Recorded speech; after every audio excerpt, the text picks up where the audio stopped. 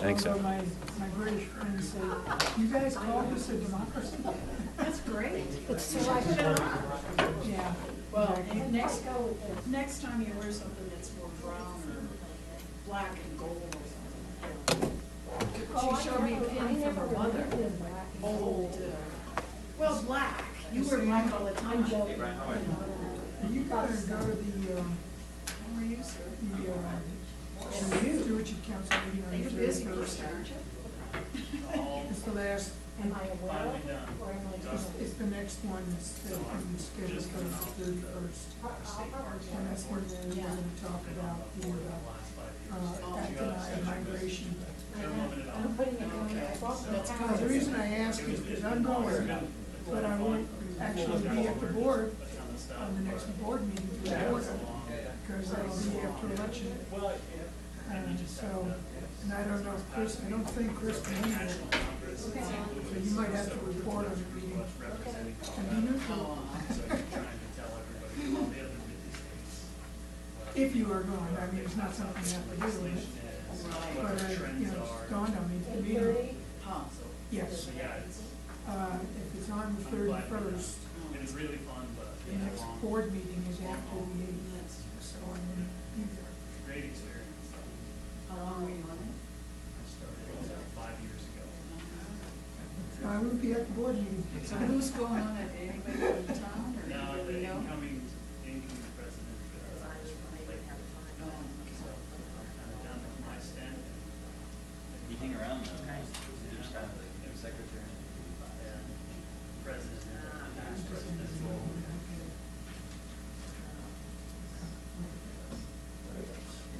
yeah, there's about 7,000 or 8,000 parking rec professionals and about 500 vendors from all over the US and all over the states. So it was good. Would be downtown St. Louis? Yeah. My favorite town. Except it's stupid. Well, you can't go anywhere unless you have this. Yeah. Kind of Play it safe. be close. Yeah, it's not a nice place to be necessarily. Which hotel were you in? Well, it's just at the Holiday Inn right behind the convention center. So, Yeah, it's kind of interesting. all by the time you're taking sessions, Lots of live classes, Yeah, get all your just you don't have time to go anywhere anyway, yeah. turns all down the arch. And then it goes to the baseball field. Okay, Yeah. well, go ahead and get started. It is a. Okay, let's go. You know, Theranos, they are quick. It's supposed to be in this. Does anybody have any preferences on order going through the list? So, Sandy Hamlin, did he know me? said that Peter Bodley is interested in hearing the ProStack items, so want to know if those could be delayed for later in the meeting. Why don't we just jump to the, meal? Right. Could be here 4:30. And the art working group was a mistake. That was supposed to come off, because they gave a presentation for it, the last meeting. But can we have a discussion? Sure, Share yeah, discussion? So, Okay. Now, what's the password for the Wi-Fi here? For some reason, hospital saying we need a password. there should be a, Means you can cut out the herd. That's what I'm afraid of. Hope it wasn't painful. there's a TOS guest one. That's the one you- What are you saying? Is that the one you? Or does it require a password? What do you wait, default to the death bill? Paul's got it.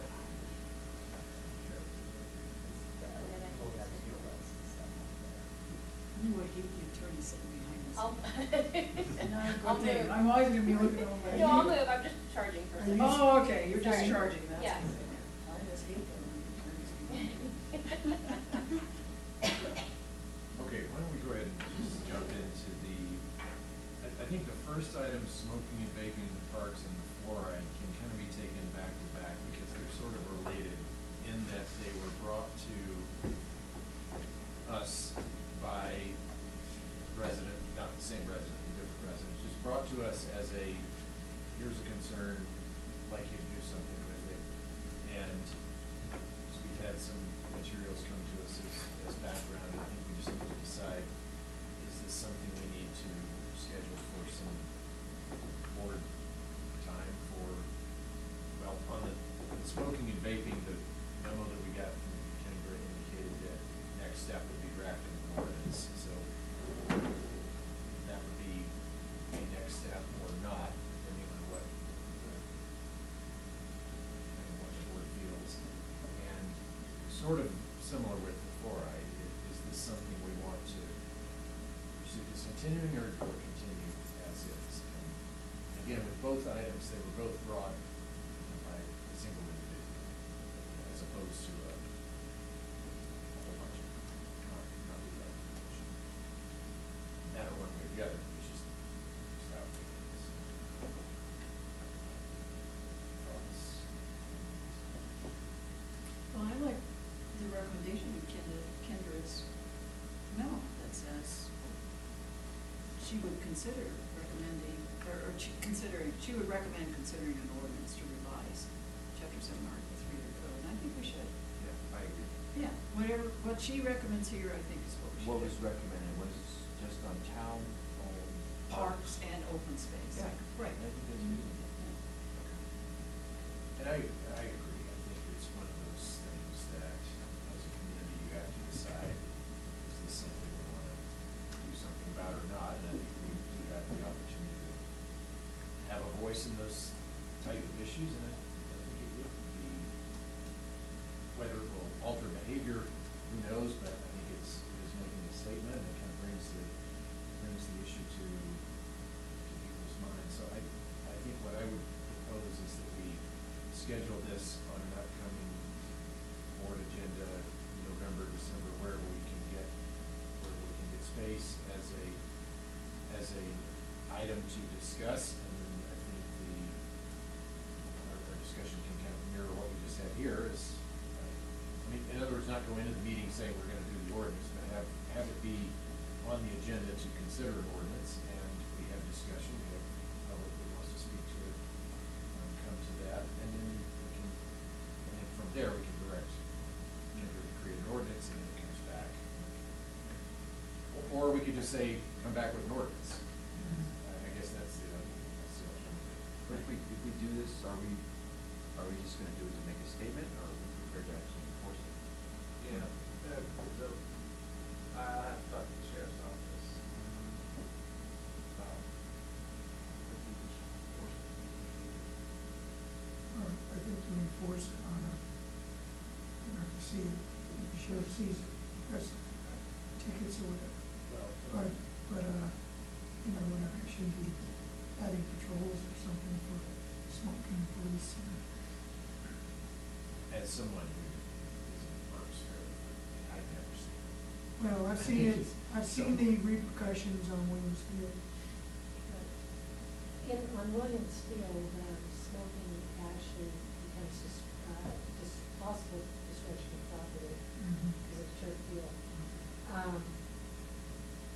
That's about the only place I The really. History Museum too, and the stairwell of the History Museum has been kind of a gathering place.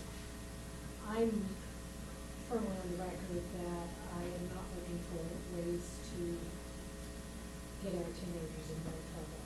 They're already, got plenty of opportunity with the minor in possession and all that kind of stuff.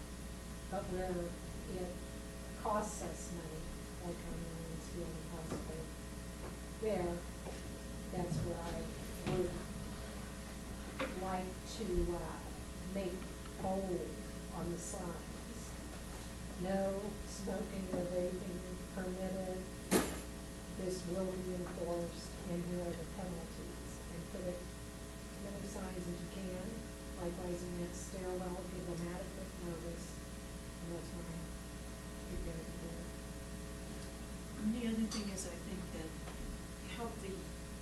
get the youth leadership budget council to kind of, to maybe even have an event, at some of these places where people started vaping or you see, and then have even if it's only a few teenagers, and that they say this is not good, and this is why it's not good, and whether it's at a trailhead, the Third Avenue Trailhead or the Williams Field or something like that, have some kind of an activity where we announce it. I mean, it's not like it's gonna stop everybody, but at least, I think if the youth say it's not good too, it's better than Well, us, but why I don't think we so. ask them for their opinion on this Yeah. before we discuss it on the board meeting?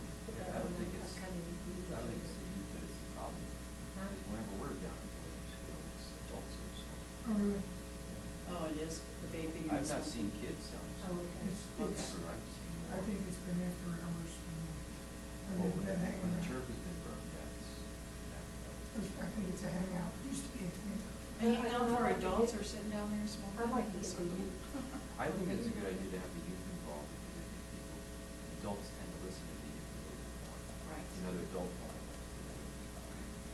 So it'd be useful to have them, we have a discussion at their committee meeting, or have them come into the board meeting. Yes, yes, Which one? yes, Why start don't we- with, have Why don't we talk them, about it at dinner with them? We haven't Yeah. had dinner. Okay. right, we should talk And they're about that excited. first, and then, When's the one we're having Yep. dinner? Before the first election, before the election in November. and that's gotta be quick. Escape. Happy birthday. Yeah. Today. Today's my 46th anniversary. This is a wonderful way to celebrate it. Yeah.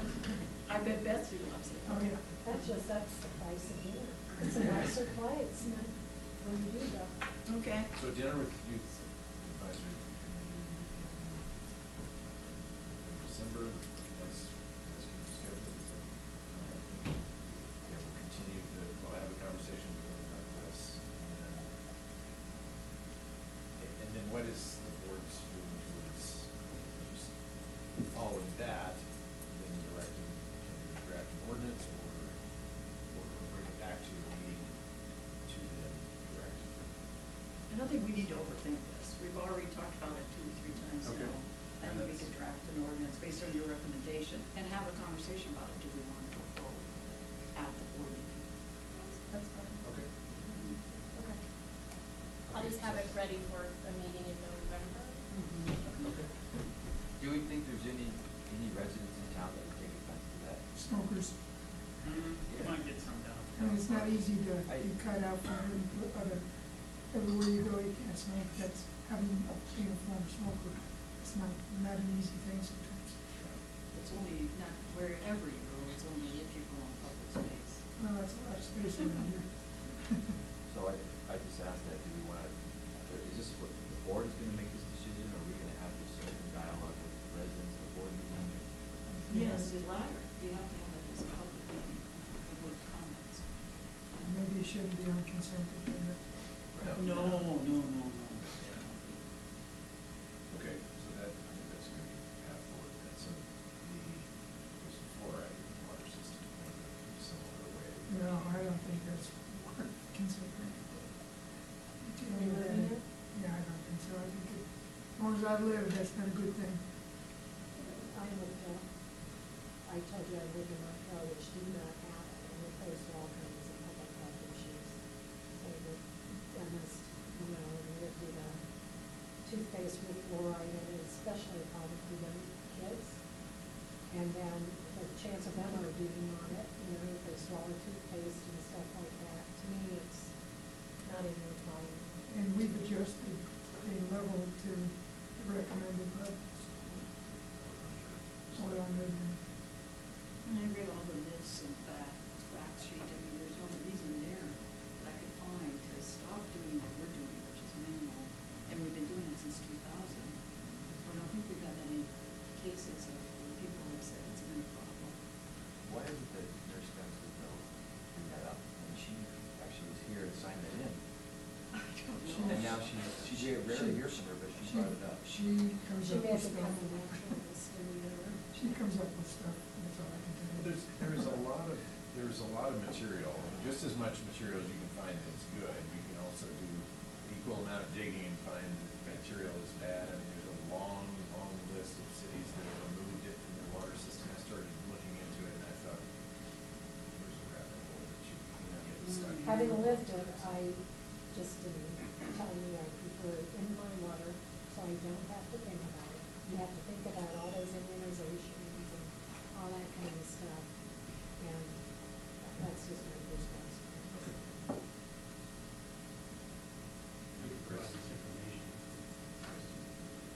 You know what, the one document that said, here's what we believe and here's the myths, I guess there's no other information out there that says it's bad for you, and I'd say. There probably is, probably stuff on the other side. Well, it clearly said if you get too much, it's bad for you, in this Yeah. many page document, 8-page document here. But I agree, we've always had fluoride in our water since I was a kid, so it's just expected that. It could be basis for an article of why we're not doing anything about it, even with the product. Oh, and someone, I think you should have, if you haven't already, call Susan Spence and talk to her about it and see where she's coming from. Maybe you'll. Yeah. I think it'd be worth a call by the manager to just ask her, what were your concerns? And what prompted it? You know, are there other people that are also, is there evidence somewhere or something? She sent a number of links to different sites saying, here's why it should be. So I mean, there's data out there, it's just which body of data do you want to, focus on? So we find, we see an argument, we oppose it, so it's why we should have it, so change it. The most biased news is any sentence that, according to a study. You can write it away. But the government's recommended guidelines, until that changes, that has some news and change. Trust our government. Moving on. Good. For You maybe said 2 that more before, weeks. and I don't know, I'm kind of wondering about you, Joe. I was worked in government for 20 years. Yeah, that's it. Okay. So following the retreat, it'd be useful to have a list of the things that we talked about. Yeah, I'll send you notes. Yeah, right, sure. Yeah. Okay. I'm good with that as well. All right. Okay, home rule.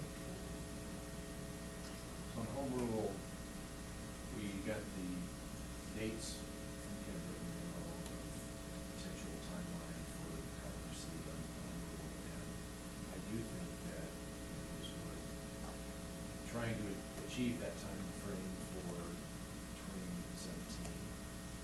And to that end, I've got notes on my calendar to schedule Sam Raylet and Mayor Kathy Noon in later. Oh, sorry. I did talk to Sam and I scheduled dinner with him at the first meeting in December. And it was more of a opportunity for him to meet the new board as well, just to talk about the general stuff that he knows about the whole thing. Are you going to have an opportunity to educate the new board members on this?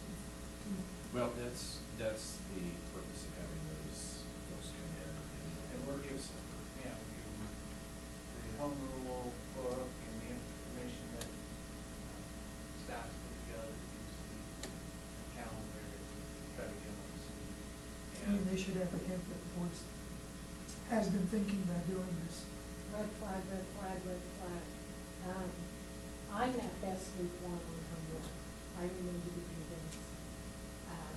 And if I'm in this position, I do think we better start this all off with a symposium for the community before we go down all those paths. So I'd like to start it up top with a presentation to the community on why we're considering it and what it is and what it accomplishes, rather than be way down the pipe. Well, there was pushback from the community last time we talked about it. So I think No, it's focus on That's a very good out, suggestion. right, and not, Okay. what's the sense of the other trustees here on home rule? Like I said, I'm at best lukewarm. I haven't been convinced by any of the arguments I've heard thus far. Well, part of the reason for bringing Sam in, more so bringing Kathy Noonan in, as a mayor in a community similar size who's recently gone through it, and why they are all for it. So that was part of my thinking of bringing them in, was mostly to get the board on board, and then if the board, because if the board is not on board, then the community outreach, I almost think we do need to get, we need to get the board on board before we get going down the. I guess, I just stated my position because I think we all need to, because if there are more people lukewarm than pro, maybe this isn't a good time. So, would everybody weigh in on how they feel about this? Home rule.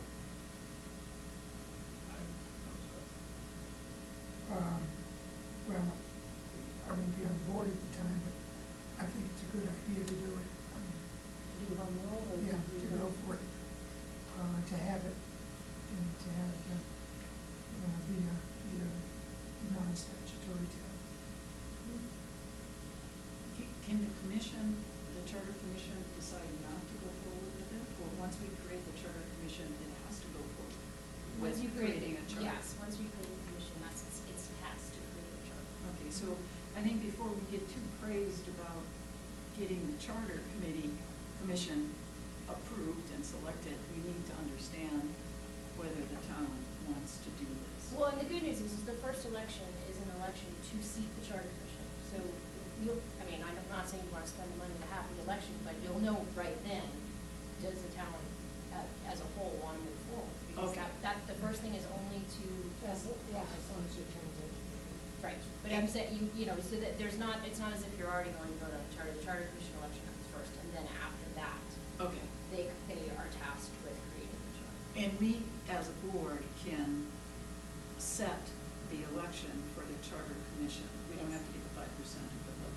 Exactly, Because yes. it's either or, right? Yes. So that's where, we need to do our steps in order for me to, before we go out to do an election for charter commission, we should have some kind of an idea whether or not we think that the residents think it's a good idea to do this. And I guess my question about it was that, it allows us to levy taxes such as lodging taxes, but I thought we already do lodging taxes, don't we? Or We could Road with the taxes, sales is that tax. different than lodging taxes? Fee, the lodging fee. Okay, all right. So it's allows us to do taxes instead of more Well- like fees, more control over tax. Yes. The taxes still have to Election. be. They still have to be voted. The big one is, I don't want to speak for Paul, but the big one is collection. Right, State- I haven't gotten there yet. Okay. We're setting the taxes Sorry. and we're administering taxes and applying taxes more than we could if we were a statutory town, as we're, Well. or somebody's memo, maybe it was false. Yeah, so for, all taxes have to go to a vote anyway, so any new tax we would have to take to a vote regardless of whether it's statutory or home rule. It does not get us out of Tabor, I just want to make that clear, so. Okay. Any new tax would still have to go to the voters, whether we're statutory or home rule. So the biggest is the collection issue, that's the biggest benefit, and I think Sam will echo that, and probably Kathy will echo that too. Okay, and So then again, the what's the big? Sales tax collection or tax? auditing the collections of the taxes. And then, then we have greater control, it says, over zoning issues, so we can restrict or eliminate non-conforming uses, and is that, I don't know what that would, how it would be applied to us, but that's one of the supposed advantages of home rule. We can set more rules outside of just what's statutorily allowed. Exactly. And then, the other thing then that I would ask about, so in Paul's memo to us that as a statutory municipality, then the state does not charge to collect the taxes and remit them to us, and we propose to keep it that way as we go forward. And then, and I'm okay with that. And then when we talked about the additional $90,000 in additional taxes that we possibly could see, of from doing doing self-audits of sales tax receipts or going in with other municipalities. My question is, and then $10,000 to do the audit, you know, pay for it, so it's an $80,000 net.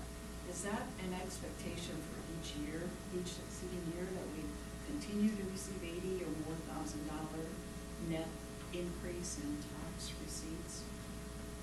Do you I would say think? probably yes, but what you're doing essentially is you're doing an audit on someone and you're identifying, hey, you missed taxing certain entities, certain things, so you may get past remittance of those past taxes that are not owed, but then they're gonna change, essentially they're coding in their cash registers and they're gonna catch that in the future, so that should, continue. Oh, so it won't be that as a result of the audit now, it'll be as a result of hopefully their changing of Right. the way that they administer.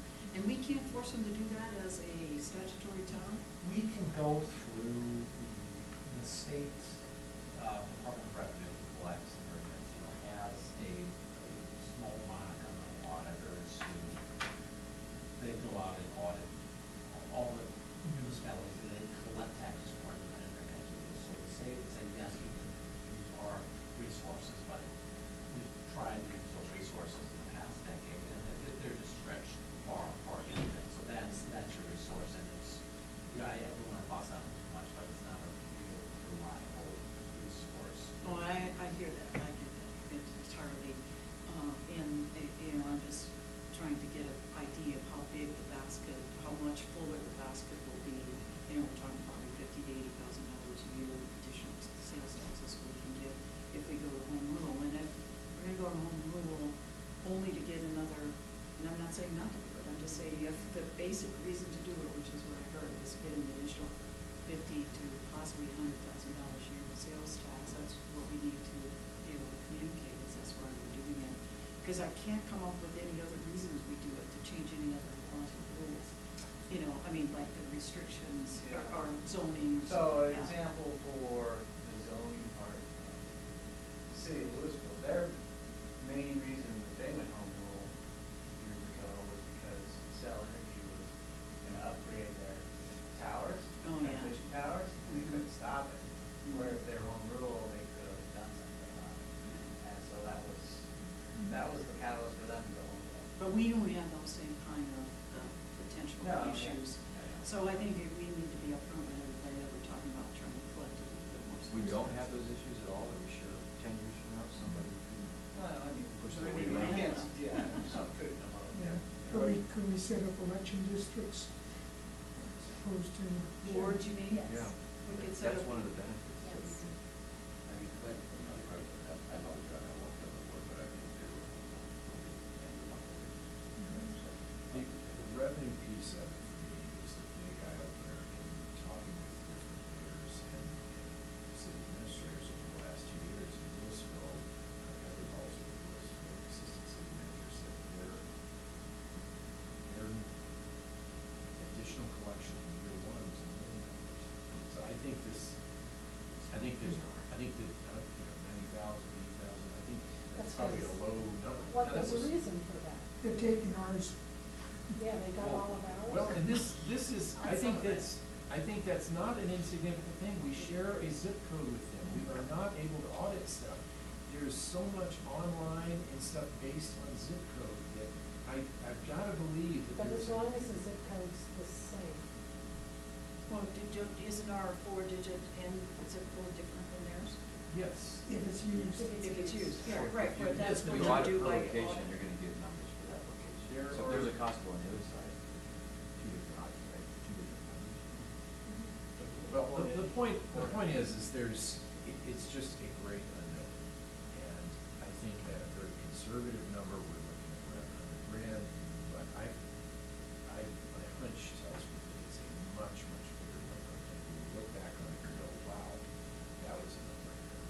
And so Well, those two that audits- to me is the number one. So the way I'd like to approach this is after the election, have dinner with Sam, have Kathleen come in, and then let's just do a check-in with the board. The new board, we gotta have, I'd like that. We've gotta have the majority of people to move forward, but before we start doing, doing all the other steps, any of the other steps, we've got to check in with the board. And if the support's not there, we'll just drop it and we'll be done with it.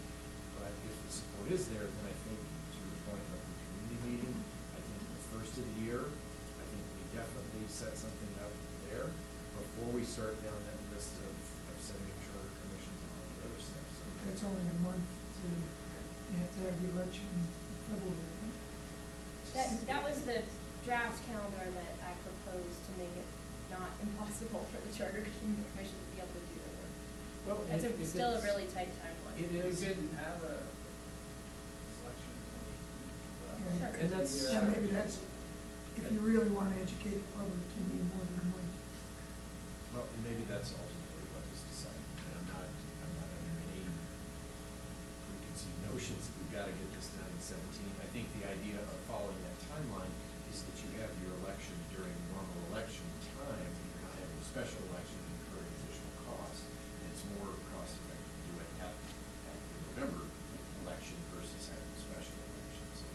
So if this needs to get pushed into 2018, so be it. I think it could be done in the 17 timeframe if there was the desire to do that. Paul, on the audits, 2 audits per year, that assuming we just audit Target and Costco, or what about Whole Foods? And we do, Safeway? we do, think, 4 or 6 or 8, kind of a 3-year rotation is typically how you look at it. So this $90,000 potential increased revenue is just on those 2 businesses. If we did put the top 5 or 6, it'd be more. Well, I took a conservative number and said that 90,000 represents 1% of our, not 10 million bucks type of thing, so. Okay. And then under the land use, where it says limited circumstances, drawing eminent domain powers, I think that would do that. But it says including the power to condemn property outside of municipal boundaries. For Boulder's not getting that done. Boulder does that a lot. So Boulder has condemned property outside his boundaries, often towards the south on 93. And Lafayette and Erie are in litigation right now over this, as you may have heard at 287 and where there's Lafayette condemned property outside of its boundaries because he wanted to build a large development and Lafayette wanted to build this place. They're all home rule. That's a power that we definitely do not have, but they all have under the case that was decided several years ago with this town Telluride. The Telluride went outside its boundaries, condemned property, and then there was a lot of litigation when they won. So that's just one example. You know, it's hard to list all of the examples where home rule would give you all additional authority, but even in the smoking and vaping, I'm just throwing this out there. If you look back in that memo, we would have additional authority to prohibit indoors. Again, this is assuming you wanted to. But right now, we're stuck with the Colorado Indoor Clean Air Act because we're home rule. And then we also, as we said in that memo, we can regulate parks and town property because it's our property, not because we're the government. And so if you wanted to further restrict indoor tobacco use, you couldn't do that right now unless you were home rule. So that's just another minor example, but I find myself in memos often to you all saying, okay, but if we were home rule, we might be able to take this one step further. So that's just one recent example. And then back to the lodging tax. How is it different than what we currently have? And would we have both of them in place? Or would we go to the lodging tax instead of what we currently have? In order to adopt a lodging tax, again, we have to go to the voters, Yeah. and we have to have an election. So we probably I would wouldn't. recommend this stay with what we have. Yeah, right now we just have a fee. Is it per room? Yes, per room. It's just a little bit different than what all the other municipalities do, just because of our inability to have one. Also, the difference is that fees have to be used for a very specific purpose. So we looked at the cost associated with hotels, we can always go through the information to law enforcement, make sure that, so we study the goal, or we determine the fair and equitable and the recovery costs that we have associated with it. If it were a tax, it goes into the general fund and there's no restrictions. Assuming that was in the table question, there would be no restrictions on use. So in theory, we would take the lodging tax, we wouldn't have to put it towards law enforcement or any other costs associated directly with hotels. We could put it wherever, parks, wherever we want to put it. Then the section on administration governance, there's 7 bullet points. We can't do any of that now? Or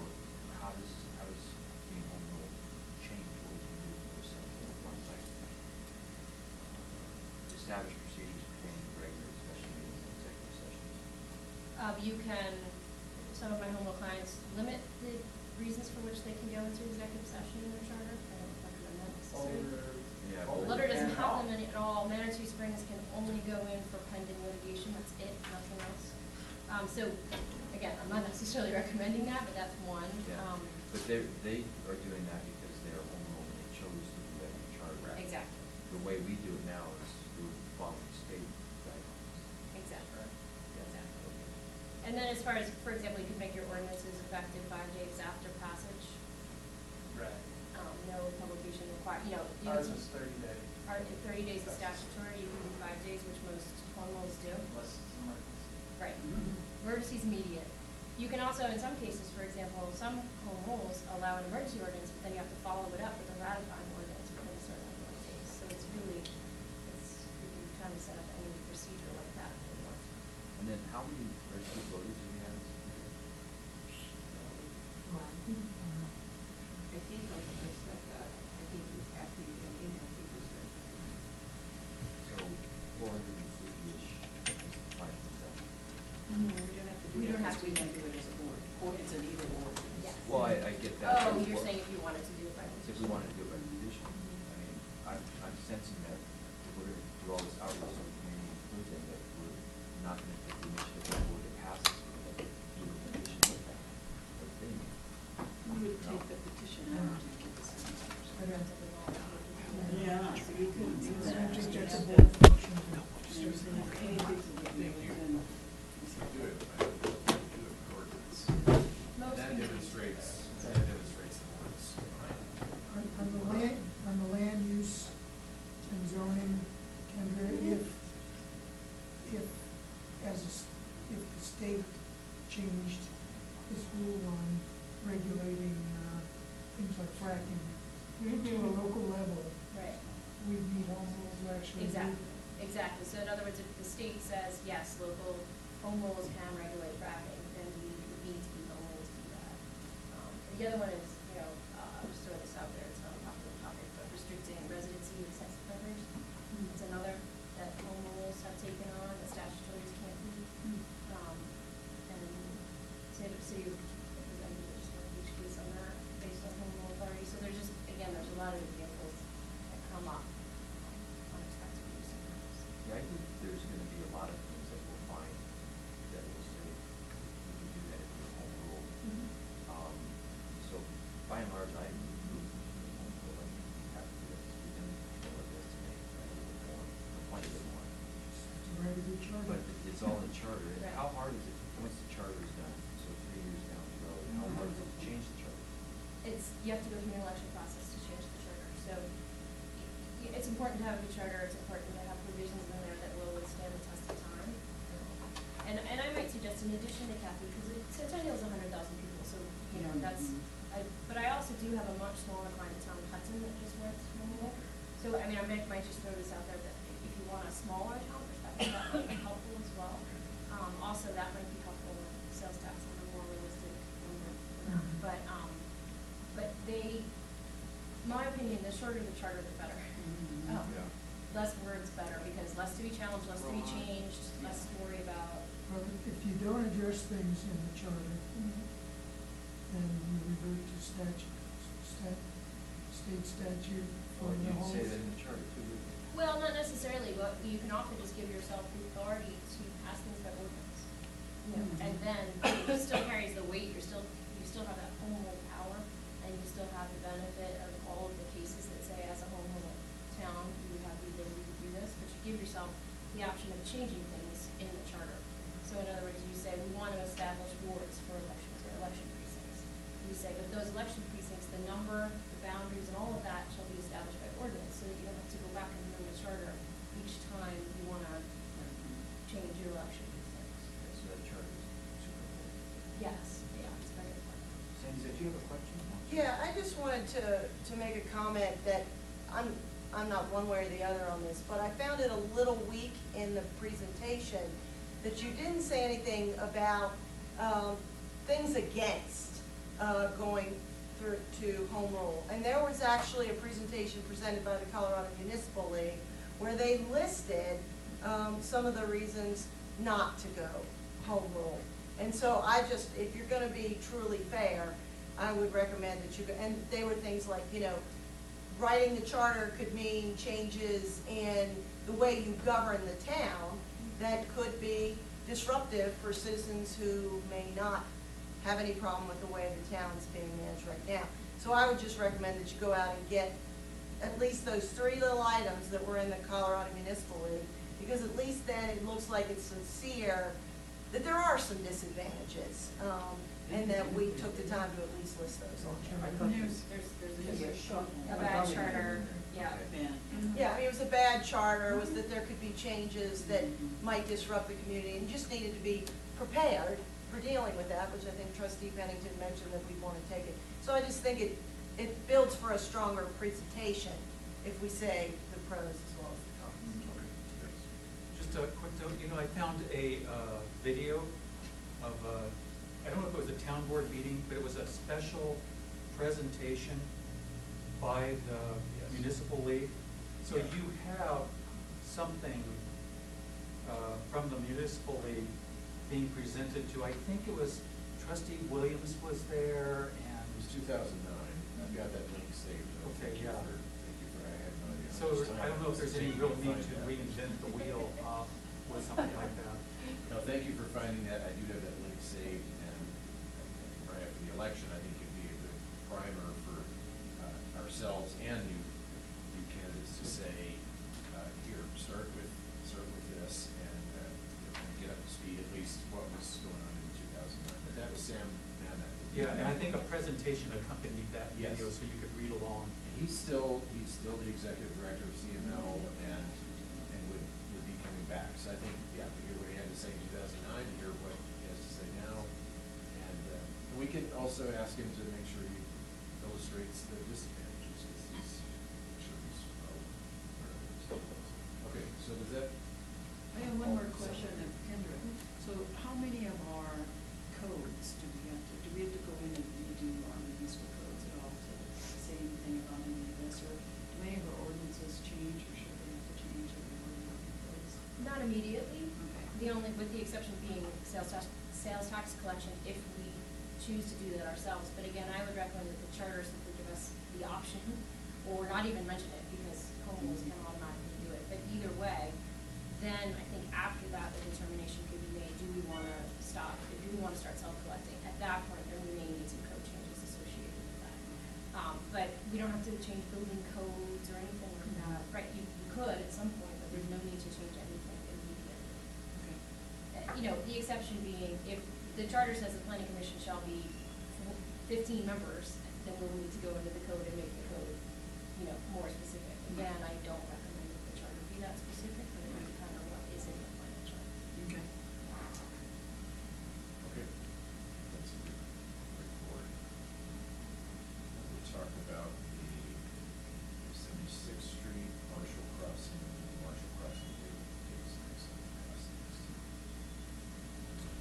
Yeah, Alex and Patrick have been working on this. Do you want to give an update to the board? Yeah, a couple of things. So, trail that's gonna run from the BRT station to the Vegas underpass, so we got approval to accelerate funding for that and do the design next year, and probably construction in 2018.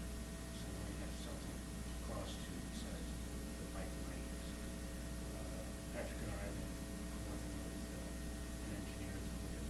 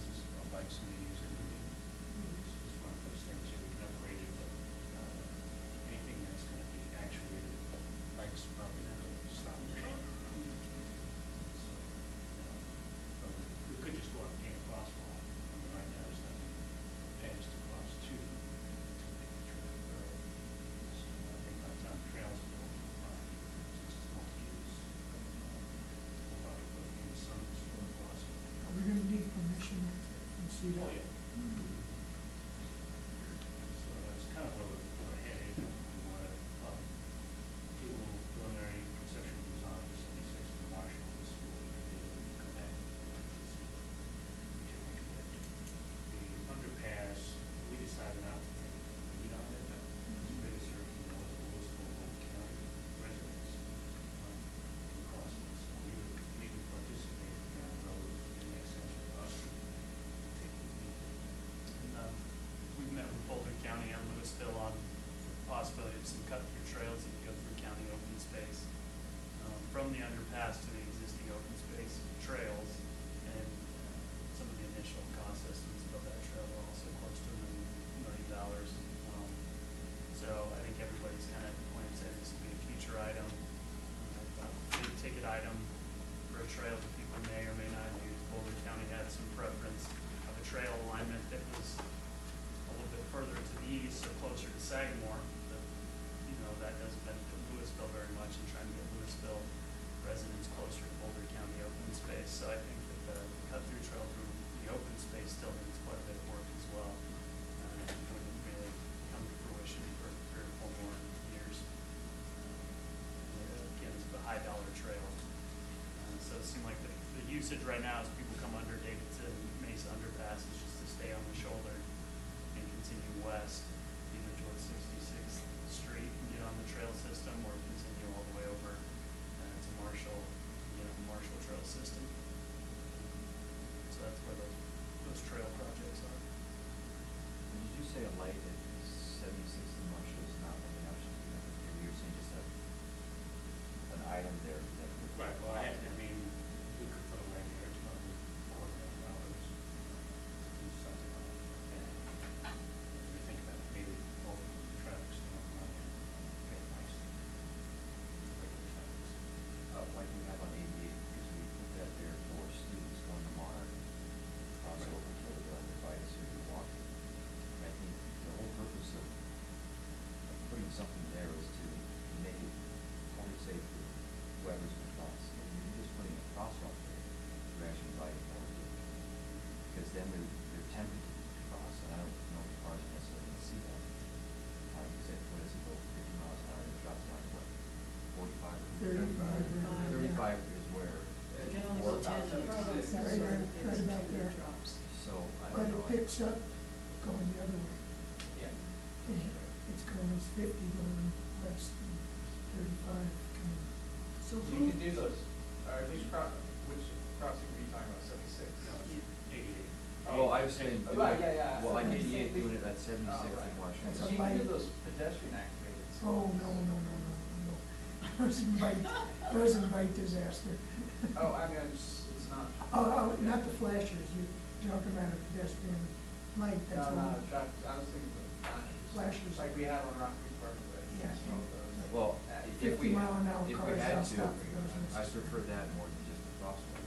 But I think that, the whole intention is to make it totally safe. And the safest thing is to get traffic to stop. Someone's crossing. I agree, I don't think bicycles are gonna wait 30 seconds or 45 seconds, but they're gonna go. So that's physical distance between your 76th and the potential underpass. Mile. The distance between 76 and Davidson Mesa. Yeah. Not quite. It's 3 miles from Marshall Mesa, the old trailhead up to 76. But who Up is to, trying to get across Marshall. there, coming out of Superior at 76 across this highway, Marshall Road? So who monitored that? Are we measuring? No, There's, we have. there's bikers who will go down Gold Creek Drive to 76 and then on to Marshall. Mhm. So those would be the primary crossers. at that And then they distance. go under the Davidson Yeah. Mesa, they Right. go across. Take the shoulder up there. and So I think that when we get our Davidson Mesa pathway completed, that's what we should try and direct them, is to go there, not to come down 76 and cross over, but to go onto the trail, and we'll go along 36 and under Davidson Mesa, which we're gonna do next year, right? Well, next year, yeah, Well, 18 is gonna be There are a lot of constructed. bikes now, they can go, and that probably But they're not our people, so See, they're it's coming kind out of of like. Macadam and turning on Cold I don't Creek. think they're Yeah. Superior people primarily, they might be some, So but they not can primarily. keep on Macadam and go to the underpass and then just Right. trail all the way. Right, We Yeah. spent money on that, on the underpass, correct? right. So if we have skin in the game, I think that we have to We make will- it as safe we as will possible spend for our money, residents. we haven't- And we need to take that into consideration. So if we did that, if we assume our residents are gonna go over to the other side of 36, that way, and make it as safe as possible. I think if you just put a crosswalk, that's just inviting someone to go across and hurry. Right. Right. You can't hurry because everybody's speeding. That's right, yeah. Yeah, they're all speeding. Right now, there's about 13 pedestrians across the 76. Right. And where they don't, it's basic bikes that are on. Mhm. And I see them out further up that 3/4 mile or whatever, the curve, you know, on Marshall Road. That's where I see them all the time, because I go to Boulder that way, and they're always crossing bikes or over to get on the underpass. They're crossing across there, but I think we should direct our residents, it isn't there yet, but soon we'll have, in another year or so, we'll have, or year and a half, the pathway safe could go under all of the 36, the DVI, and over to the underpass, the Davis and Mesa. It's all gonna be there for our residents to never have to touch Marshall Road. So how would they do it now?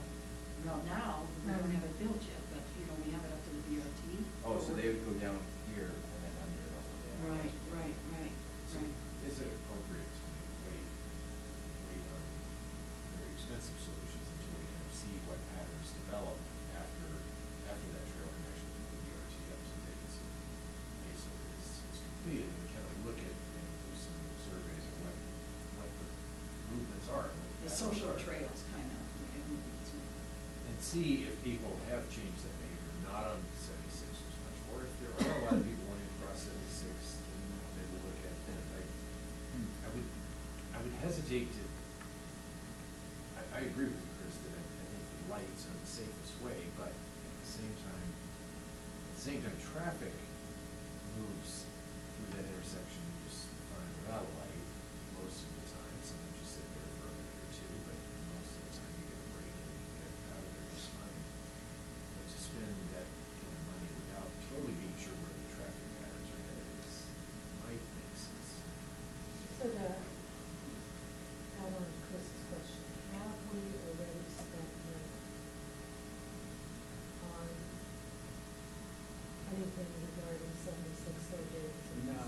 What are we on tap for? No. Well, no, we What did we promised. promise Louisville? 300,000 or something. Okay, so. Or the if- underpass. Yeah, but if we end up having to put lights in because the traffic generated by the presence of the underpass on our side, can that 162.5 be spent to augment our situation? No. And that's not even us. What we're talking about at the Davis and Mesa is beyond Superior. It's not even, That's where we- 76th Street is still, but that one on the curve on Marshall Road isn't even us. And that's where Boco and, Boulder County and Louisville have to figure this out. Well, sort of semi, Yeah. but if our residents are using all that, then we get. But we don't know that. See, that's my point is, how do we, who is actually doing that? Well, you would use it if you took Single Tree all the way to 66th and then went over to Davidson, Mesa, you would use that. Well, I can think we talk should about send it somebody next out month. there and stop all those bikers Well, and you say, could have where are you 66 from? and then- As they run Stop them and down. search. That's Yeah, what you stop do and now. search. On the road, we can do whatever we want. I personally, But I it's have- outside of our territory. I haven't found Marshall particularly difficult to cross so far. But we can do that. I've run it, I've biked it, it's not hard. I'm not dismissing Alex's simple solution of that crosswalk, because I do think cars are more careful. I, as a driver, am more careful when I'm coming on any type of crosswalk. So, I'm not dismissing simple paint. I just wanna know how big of an issue it is for Superior people versus for other people that are biking there. Well, we can, Because we can that's take, what I'd like to we can know. take counts over the next couple of years. I'd like to have to take account, and we go to trail and start to use, Mhm. take another count and see what type of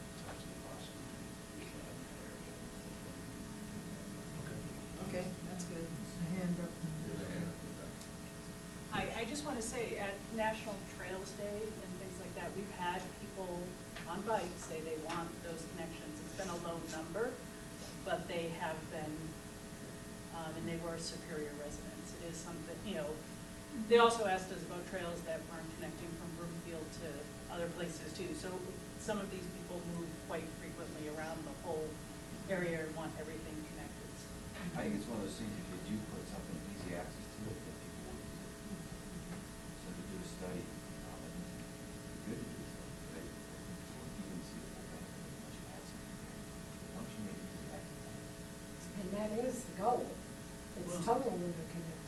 Well, once we get that connection from the BRT to the underpass, it'll be interesting to see how the traffic changes, because then they don't have to go across that road if they use our trails system, rather than the street. At 76th Street, is there a connection being designed to the trail? So from the road, the surface of the road to the shoulder of the road to the trail, is there a connection there, or is there?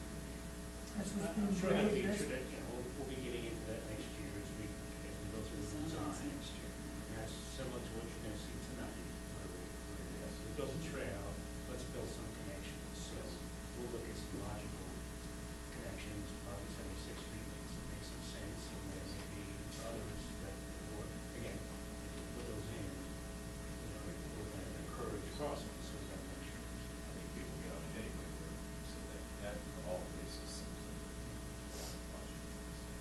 okay. All right, we're good. Good direction. All right, given direction, ProSac, North Pool, recreation options. Did we skip past the yard, or were we gonna talk about that? Didn't we say we were gonna talk about that, or you were gonna go back to that? Sandy did mention discussing the, Just so, I think it's good to have a casual conversation, Yeah. so we have the presentation, but we can discuss. Let's have that afterwards. Okay. Okay.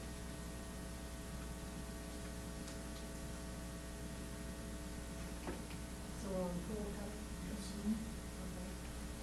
So, I think at the last board meeting, what I heard was, the option or consideration of having ProStack look into possibly this as a work plan item or something bigger. And we're going to have a discussion on those two possibilities, and then direction goes back as far as next week. what I heard Yeah. at the meeting was little enthusiasm for the cover, given the price points that were associated with the cover, and was interested in a broader discussion of indoor pool means, outdoor pool means, all in the context of this rec center discussion. And so it was all sort of integrated. kind of what I heard too. Yeah, there's indoor space needs, going back to that survey, the results of that survey, letting ProSac just focus on that, and then come back with this recommendation. Not necessarily the full cover. Their ProSac leadership is here, so they can confirm, deny, but I think they're not in favor of the full cover at this time. Instead, they'd rather really look at the survey and move forward on the needs for the customers. I think the board, what I thought I heard that night was if there's any chance of going for a rec center, we didn't want to spend money doing this project. And we should keep looking at the rec center question, have to study the survey. It's kind of where I thought we were. Well, as someone who's really pushing the pool cover idea, what became clear to me at that meeting was that the hard cover options probably are not the best options for a variety of reasons. I still believe we've got two assets in town that sit there unused for 9 months out of the year, and one of them, the pool, I think is best suited for some year-round activity. Now, does that revive the idea of the plastic bubble as a low-cost, totally removable solution. I'd like to continue that exploration, given, I think the users are definitely there. As an example, they extended the season on the pool this summer, and people have been, groups have been using, the usage is there. I don't think that would preclude doing something bigger in the future as much as some hard cover would, but maybe it's just not. How much usage is there besides the swimming team and master swimmers? Is there much? That's all the Flyers agreed to pay Flyers through and like a master rental swimmers? agreement, so it's not open to the public. Well, the Flyers opened it up to master swimmers. Right. From 6 to 7 or something. Right, so Masters and Flyers is it. Is it used very much besides the Flyers?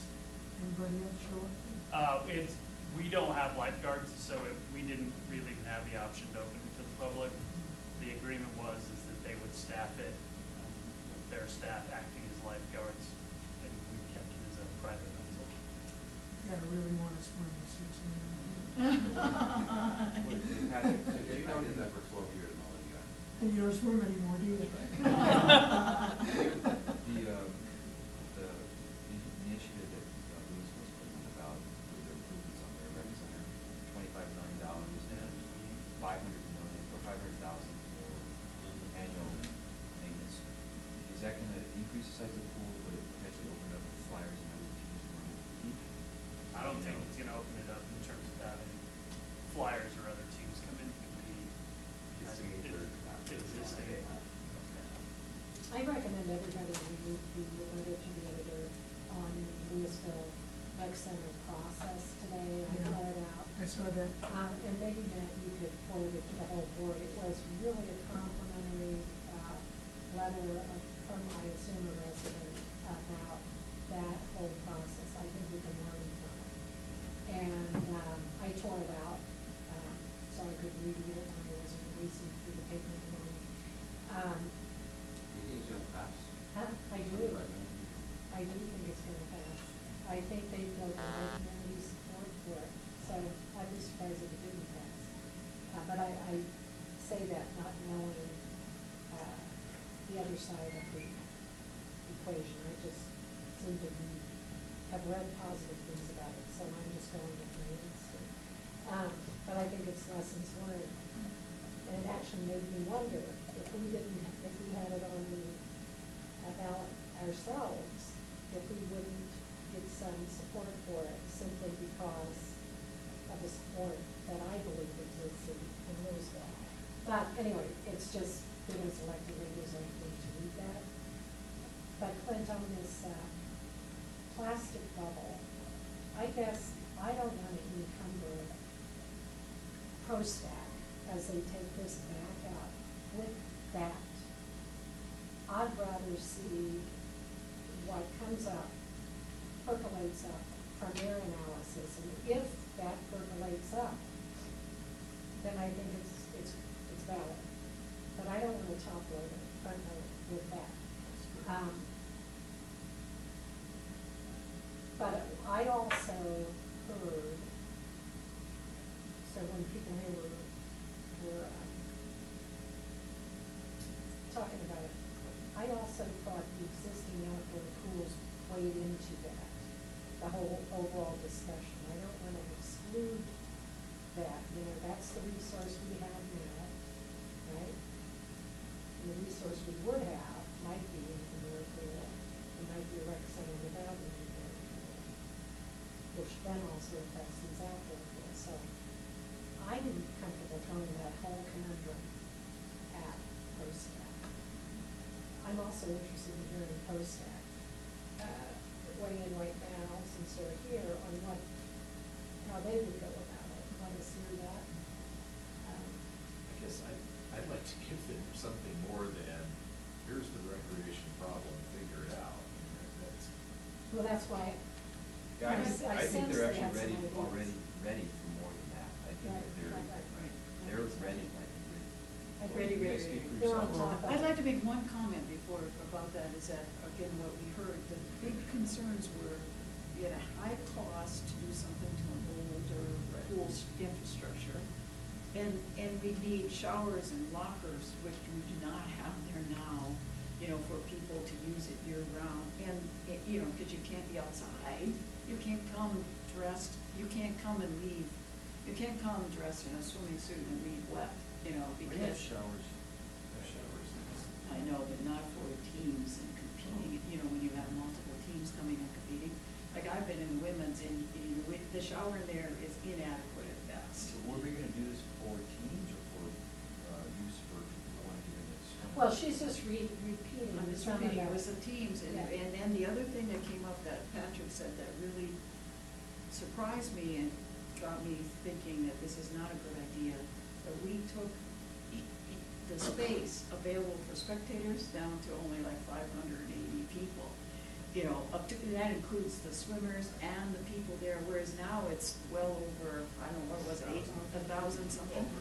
Because it's in the summertime and they put their little tents all around. I love to go by there when the Flyers are having a meet, because you got all the families, it's like going to a baseball game with my grandson, you know.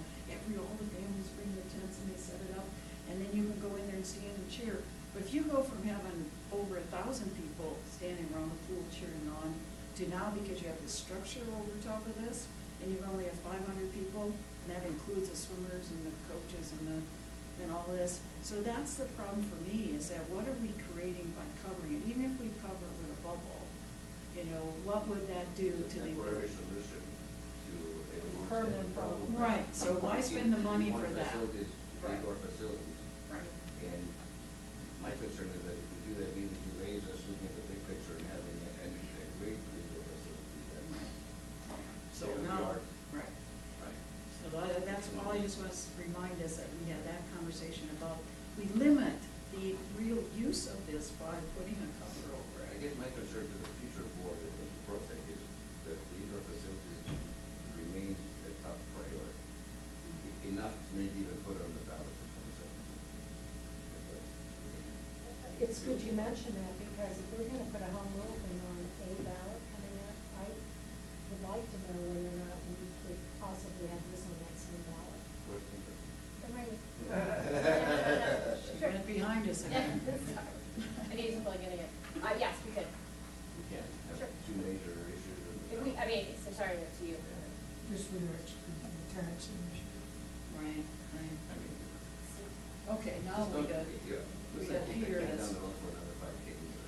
Peter's ready to comment. So how would you go about it, Peter? So the one thing I would say is we have the indoor space survey results, which were never further reviewed by ProStac. I mean, the working group that did the indoor space survey looked at it a little bit, and then it was presented to the board, but basically didn't go into that. So we already have more information than just the blanket question of, you know, go build the rec center. I mean, we have data out there to start building upon. So I think that's really the starting point, is ProStac just kind of needs the nod from the board of, hey, go back to this and start working on some type of recommendation and whatever public engagement process that might involve. The one thing I will say is I would like ProStac to have some direction from the board on whether or not you want us to look specifically at the 40,000 square feet in the town center versus the more general question of indoor space, because that's potentially two facilities you're looking at. You know, I know you've already seen some initial design concepts for the town center piece, but again, I mean, ProSec didn't have any input, and I don't know how much the design concepts that were presented relied on the survey data. So that's the one thing I would ask, is do you want us to look at the town center piece, or do you want us to just look at something general that might be a completely new facility? Remember when we first commissioned that study, where that indoor space was gonna end up, it would depend on what we decided we wanted. Because we identified 5 or 6 locations throughout town for Disney going. And until we really determined this is what we want, we couldn't determine where it was gonna go. We thought, okay, originally, it was ideally going to town center. But then we also talked about at one point, off of 88, talked about that, Richmond 15 property, which I guess we had to make a decision tonight. I think it was that. But what I'm saying is the Yeah, town it's- center piece is probably gonna happen in one form or another, regardless of whether another facility happens. So you're gonna, if you have a list of, say, 10 amenities that people would like to see in indoor space, you might be able to peel 3, 4 of them off in town center, maybe those more non-rec amenities. And then, you know, the rest could potentially go in another, more of a rec center type facility. But that's basically what I'm saying is, how do you want us, ProStack, to look at it? Do you want us to look at a facility that might include everything that everyone wants, or do we want to consider this is appropriate for town center and this is appropriate for another facility? I think you gotta look at it for everything that we want to do in one place. It sounds like you want to see a pool somewhere, so that we were pool. I thought we already eliminated that from town center. We had Right, that it's been discussion. eliminated. Well, it can't be upstairs. It can't be, because of the function of where it's at and where it was offered to us from the developer to put the space. And we, but here, that's why I like, kinda like Peter's question, and I like the latter part. He has to, not he, we all, and we need to give direction to consider this as multiple options. We can't just have one scenario, which is everything in one place. We have to also consider the fact that we are going to have something in the community space in town center. So part of it has to be involved in the discussion of what ends up in a bigger, newer, different space. I thought we were ready. Yeah. I thought we were ready a little bit down the path. I thought so too. And the path I thought we were down is that there is the potential for anywhere from a little to a lot, Right. a meeting, library, and those types of amenities in town center. And then this other discussion about workout, a rec, possibly more Aquatics. meeting, Yeah. and Aquatics and all those kind of things. over somewhere else. Everything that was in that survey, Yeah. which doesn't mean you have to do everything. So to, But so let 'em consider to me, where everything we that are came. is, we can have a little of this over the town center, and some of it over the standalone center, where we might have indoor pool and whatnot. Or we can have more in town center, and have a smaller facility with these other things elsewhere. So it seems to me to be this scale. So I thought that's Yeah, the direction we can for go. one thing, for example, is senior center, I think would be nice, and makes sense in the town center, but could also be in the center. Right, right. And it's, Those are big trade-offs. And the other thing that I don't think I would like us not to lose sight of is as the developer and staff talk with the potential boutique hotel managers, that don't lose sight of their offer of the potential for community space and rec athletic, equipment facility within that boutique hotel. I'm getting a They could little wary manage. of those kind of offers, just because. Well, but don't lose sight of it. I mean, we've that would had be them, great. and they're not easy to use, well, the existing ones that. Oh, you're such an impossibility thinker. No. Yeah, come on, you work for the government, I I've can tell. become more convinced we need our own space than Yeah, recently I than. think we start going down that road, then we've got too many options out there again, we can't get anything accomplished. Yeah, I think we're into this Well, that's where relative we're gonna put it size though, is right thing, and I beside think that. that's manageable for you guys to go ahead. Yeah, I think what would be helpful for us is if you were to present it to us and say, we want you to come up with a recommendation of what you think we should do. And these are the other things we need you to keep in mind. One is, we would like you to consider putting, if it is library and meeting space, and we'd like you to look at that as an option in town center. Or Richmond 15 is on the table, you can consider, what are the things that we can consider, and what are the things that we we can't put it over on that little corner of land, you know, that's sort of a far-fetched thing, but, you know, give us some parameters of what we can do, so that we can then go out and think creatively with the community based on the data that we've got. And the fact that we know there's some options here that in 2014, we didn't even know this was gonna, sports stable was gonna exist over there. So is that, you know, how does that factor in? So we need to have some parameters from you. We're literally ready to run with this. So on the table right now is Superior Town Center, Richmond 15, and the other one that, to me, is at least, I want us to say no to, or yes to, is Rogers Farm. That is not our, land, which makes it a little more cumbersome. But it could be our land. Is that in the equation for them to consider or not? The Rogers? commercial piece. Yeah. I'm talking property. Yeah, why couldn't? Well, you also have the Anderson areas, Yeah, which you've exactly. seen proposals for, but nothing's very close. I didn't hear it too. He said the Anderson and Zaharias property over on 88. You're gonna require But something they're there. pretty much already, Those are all, other people own them and they're kind of going down certain paths. I think Richmond 15 property, I mean, as we're having this discussion, I'm kind of warming to this idea of a indoor aquatic facility with rec, with other rec components in it. And I don't think it would take 15 acres either. And I think that the rest of that land could be, you know, something could be done to perhaps offset some of the costs of this. So that actually could be a really interesting location. Well, think about this, and I don't know if this forum is for it, but whatever. You have Calmonte, which is empty nesters across the street.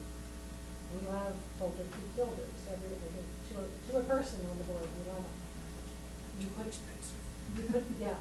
You put the rec facility there, using rec and swimming there, and you possibly have extra land for them to build a continuation of patio homes or whatever over here, or another builder in like fashion to extend that housing offering on that.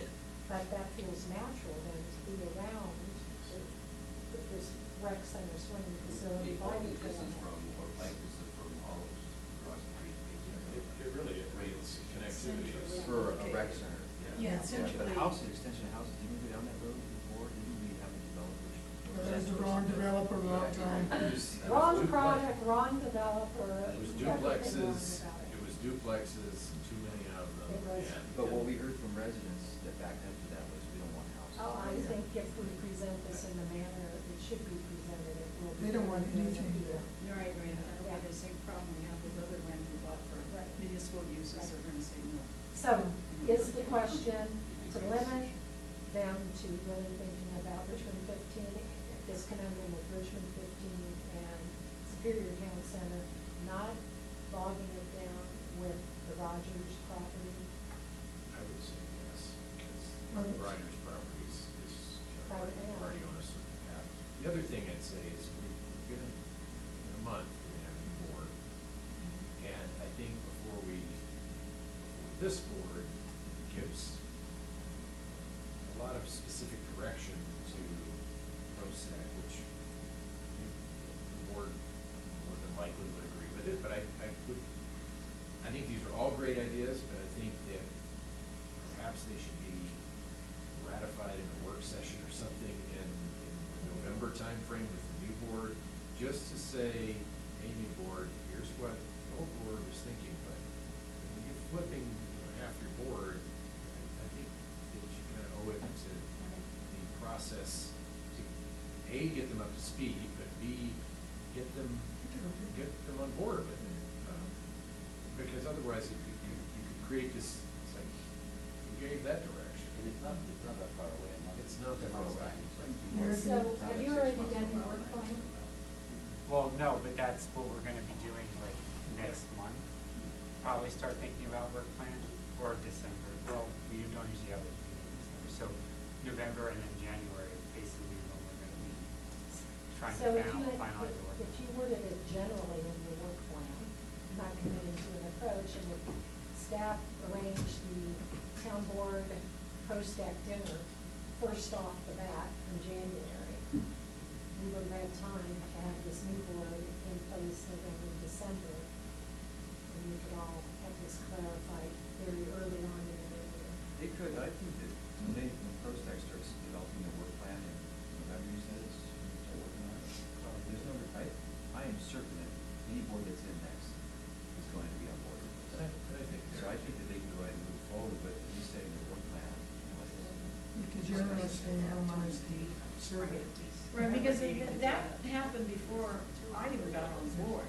And so it's not like we came up with something new from this board. That's really a continuation of before Cliff and I even got here. So I think it's very logical for ProStack to come back and tell us what they think they want to do with that survey data, what you want to do with the survey data, and how you propose to the board to take that survey and come up with some scenarios that would work. Because you're not going to just come up with one solution. You're going to have to come up with some, moving parts of this, or maybe one or two alternatives that we can consider. And I don't think there's any reason not to allow them to start working on it. I would also say though, I think that the Rogers property and Anderson's here is keeping them. And the other wild card is, don't forget, the town hall expansion question. But I think there's opportunity that the Richmond 15 is, I think, a good piece of property. And if we really want it, I think it makes a lot of sense to me to have a rec center on Anderson. I think the town center, why couldn't it be some kind of a swamp or something? It's a whole lot better than a storage facility. I think we call it the Superior 15. It says much better.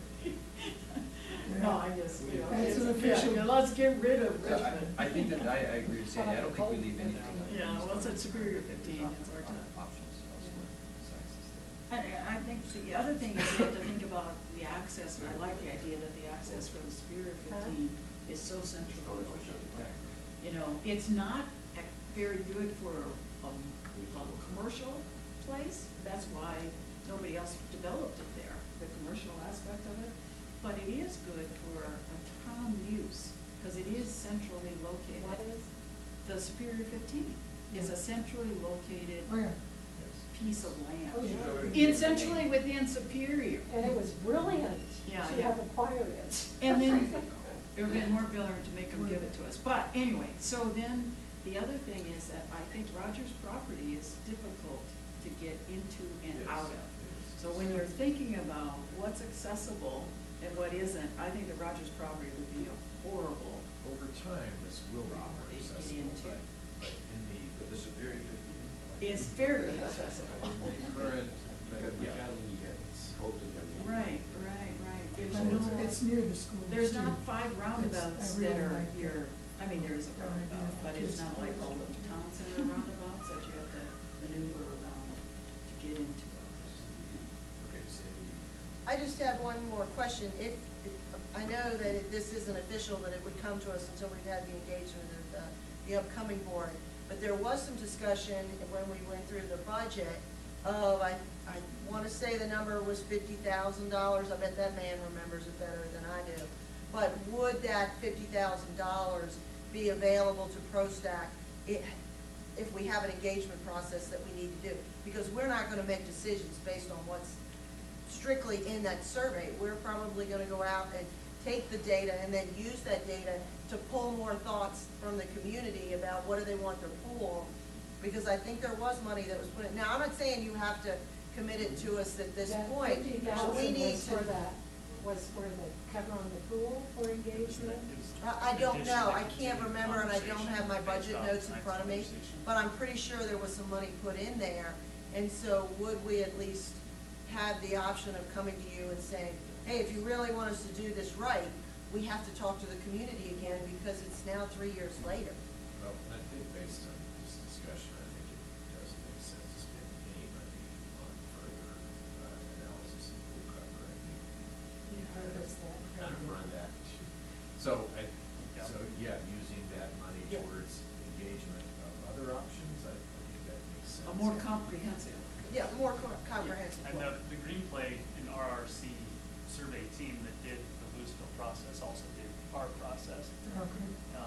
So it's the same players, similar format. So everybody has a reading assignment, don't throw away today's paper, or look on the internet for it. Because that is a great letter on the Louisville process. Okay. I just wanted to say, one thought about, the various locations in town. The Superior 15, if we think that there's not commercial that would be viable there, that's a good spot. But I don't know that we want to put other lands or that could be more viable for commercial to put a non-revenue making rec center on there. I mean, we're not going to make revenue from the rec center, most likely. It's going to just be a maintenance cost, which is fine. I think people are okay with that, but I would also caution that yes, it's great to look at all the properties, but there's it's not just the land or the location, it's what is the use that could go on that. None of the properties we've talked about have screamed out that they're perfect for commercial. Right. They're all looking at housing. But that's a good Okay, comment. And to Chris' point, that question was asked in the survey on location, and I think once the committee has the opportunity to really dig through it, we could probably bring some of that reporting data just back up. Okay.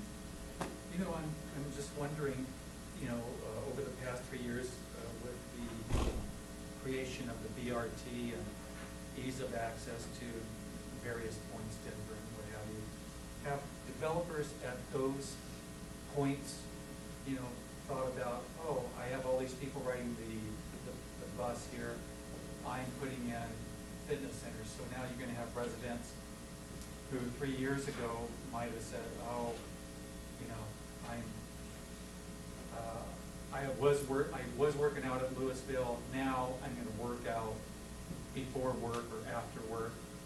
I don't know if your analysis is gonna include those types of thoughts,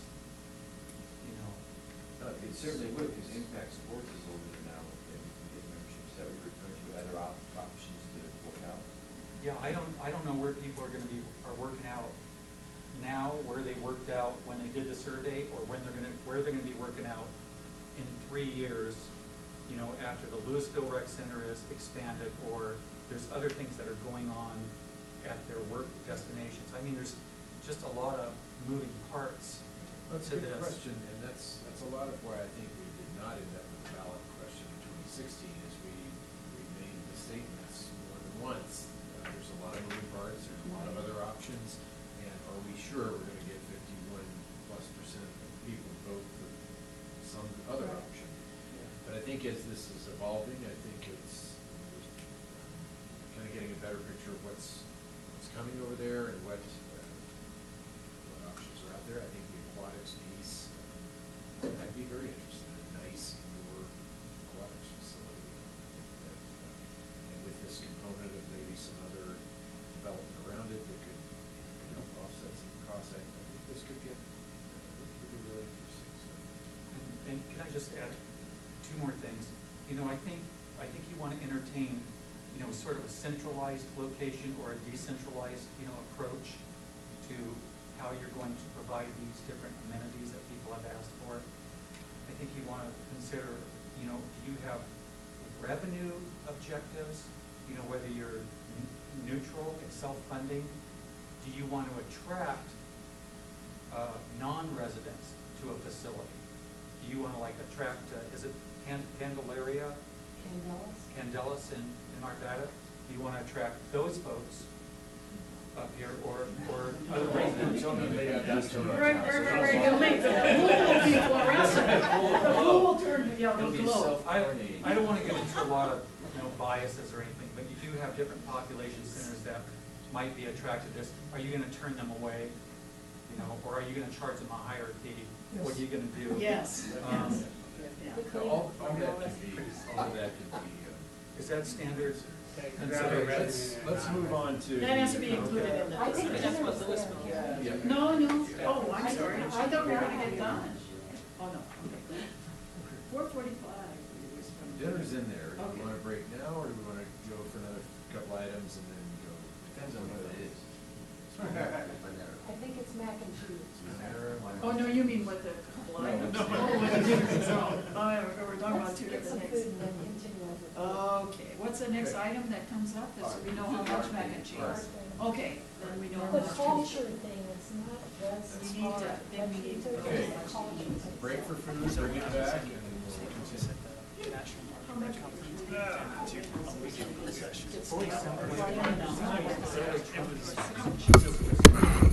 About 7,000. Okay, well, I want you to tell us all, you see the broader picture. I mean, and it was really cool about the South. What was it, what are these groups called, what are they designated? Culture and all. Because I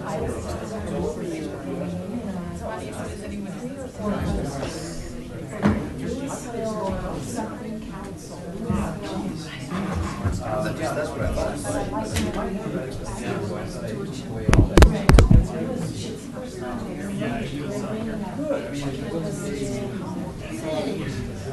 Say that this would that it's, that there's promotion now.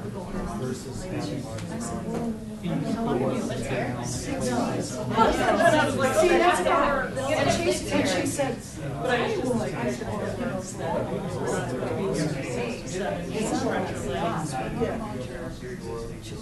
is it Sandy or?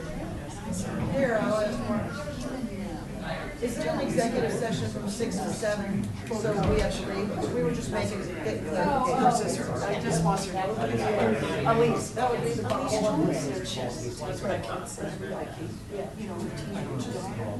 You missing something? You missing something? You know, Jesus, and she went reckless. Her husband was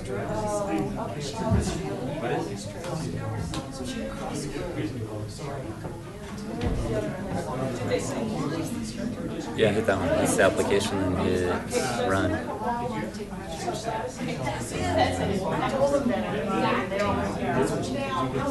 I don't remember. I never did this part. I saw you the other night when I was going to get the kids from the team one there. Yeah, that's what I said.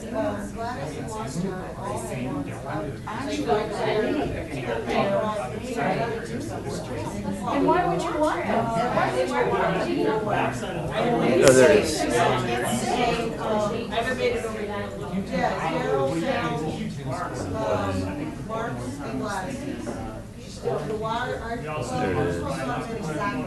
Extract. There were recessed wires there, no signs. Carol found Gladys, she found Mark. Gladys and Gladys opened the council. Is that through No, the there's six? definitely some wind issue. Yeah, there's some of them, because. Can you go to your left? So you have. That were improper. Is that the golf? And I don't think any, I don't think I. So those are mountains. Where's the beauty at? There we are. Yeah, right there. Well, they pulled from the ridge. They pulled from the ridge. But I was expecting. But the rich ones were actually. Remember, use the arrow keys. I didn't put my because, and I kind of surprised you. And then shift over. I can't remember which one. You shift left and right. I was like, how much I already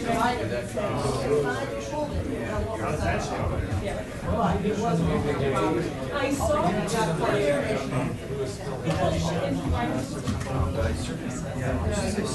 I said, I'm sure they're on town. 99% sure they're gonna get yanked by somebody going by because that was thing in our book. It's very clear that it's like with an asterisk that's on no ridge mark.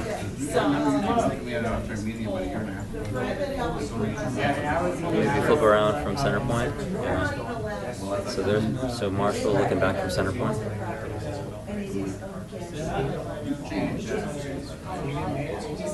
Is that the right button? But yeah, you can go down.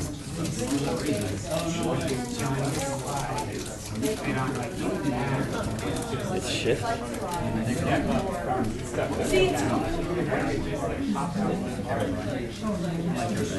move to your right.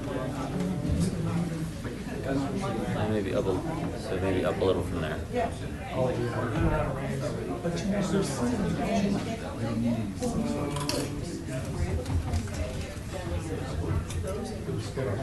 went out and bought They They're good if you aim up and then it'll slowly raise. But how much? Maybe a little higher. There's only I might go sit down with got an extra sign. How about from there looking down? Yeah. How about right there? No, I mean, I would try one. I served dogs. That worked. From where? It looks funky, but it's just No. What do you want to do? I already told you what's up there. You don't believe me?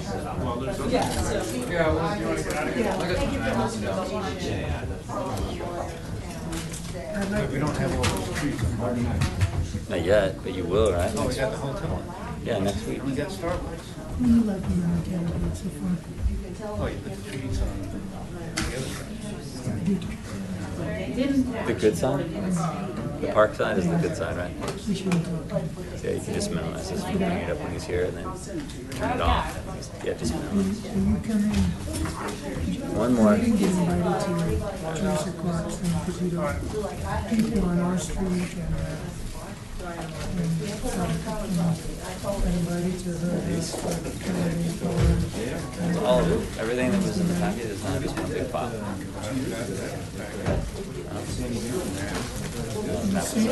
Oh, that was great. They won't let him do it this year because she's a candidate.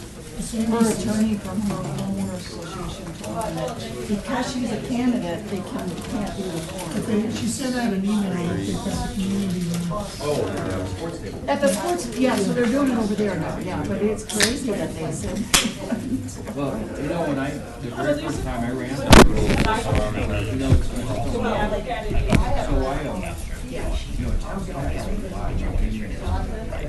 Will be allowed to, assuming that, so I don't know. Yeah, yeah. remember Superjudge Cotty? Yeah, over here, yeah. I went down, I was so happy to see him, you know? So I fucking, she could ask me muffins and bagels and stuff and all that, and brought it over, so, you know, thank you guys very much. Sent me an email saying, How's that? get down here and pick this up. You can't give them anything. Right now, I mean, you could join me. So I didn't do the fire. That's the, yeah, that's underneath. You want this? Oh, you brought it down here to the staff? I brought it down to staff. Oh. You want preferential treatment from the fire department. Oh, sorry. Now you're buying fire No, protection. Sorry, Charlie, no. Well, we don't know. We went to hear about Mark Lane, he has a couple of Rock Creek living. Yeah. Because other than That's kind of high as that. Candidate is featured on the cover of Rock Creek living. So what are you, Jeff Trainer? Yeah, that was lined up with. Yeah, but it says in the article that he's running as a candidate for trustee. So it's kind of like, ooh.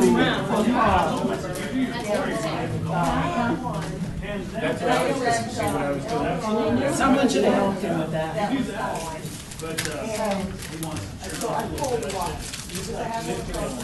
Because it's some growth. Well, it doesn't go to all the cemeteries, it just goes to Rock Creek. But anyway, they have to report in kind. When I go, I have 30 minutes. Report in kind every year. One is, Well, He's been wanting to go. it says in there he's running as a candidate for trustee, so I think that's I think that's an ongoing debate though, if somebody, if the Democrats propose to endorse someone on their own, like, no. right. How do I report it? I've never had anybody else say Report it. But this was, I'm just saying, I know. it's sometimes an open issue. That's the night It's a of hard Freedom thing to- House that we have tickets for. That's why I'm not going. Bought those tickets a long time ago. But yeah, this, CU Opera is putting it I on. haven't read the article yet, but it sure was a cute picture. well, Part of CU presents. Kevin Ryan was so series. funny, on Friday he said, You love the tough game. oh, your family is so cute, I put you on our refrigerator, because I just want people to think I know kids. That makes this game. His campaign thing, A pretty important so, game. oh, I put it on the refrigerator, because yours is so good. Because that's what you did.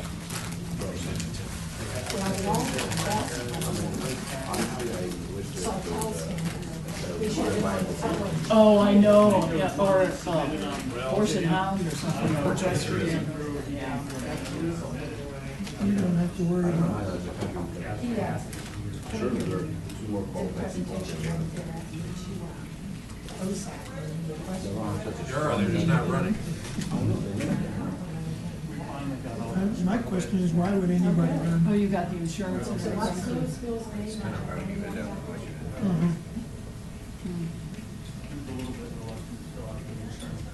The Republicans do their circular, shooting firing squad. Oh, you got it, and for his Democrats said benefit. nobody. Right. And you don't want to watch that throw somebody, some kid. Murphy was, stepped up and gave him credit, but the party didn't want him. The party didn't want him.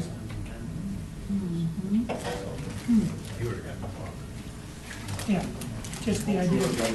Sure, country never left the socialists. Never would happen.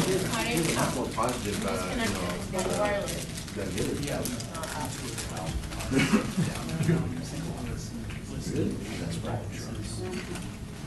There's a link to the I think article. that's Have you ever gone through the Well, tour I of think that the she thinks she also got So they're rebuilding that whole park. protest That park? on the site, out on It's quite, the that other tour, left. once I attended it, every time I Yeah. had visitors, I sat through it again. 'Cause There's it's such a definitely that out phenomenal there. view. The two-party system is really, It really is. what this time around. It's called Lowmeyer Park. It's the big. But then when I was there in February too, they had it all The system is not blocked built off for like all this, park. yeah. No, it isn't. It's too big a machine, I don't want anybody else. But it's cool. As long as you have the electoral college, you're not gonna have three-party, four-party. Talk to the contractor. I think. I know it was interesting though to see, like you said, that courthouse there too, and Well, the old that's a courthouse. good with, reason, though. It's one of my favorite national. All he turned out to be was a spoiler. Not Mount Right, Rushmore. you get 20% of the road, that's not bad. That's a pretty big spoiler. Mhm. My vote is in the fifth one. I thought he was a gerbil. That sort of reminded me. I mean, yeah, he was, and at the time, he had his book out about it, rescuing people out of Iran. That was kind of a hero at the time. I mean, I'm independent, like, I'm now registered to the party, which is why I vote early, so that I don't get any more phone calls. You're really bringing home the bacon there, Dr. Conley. We're Running up the pan. don't answering anymore. Are we?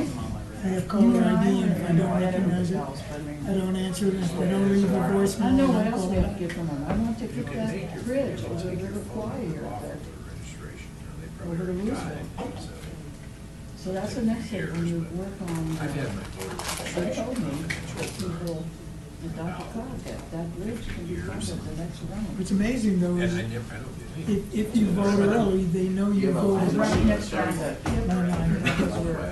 But people are getting to my cell phone now too, and I don't know how it's gonna work. they're paid to block them.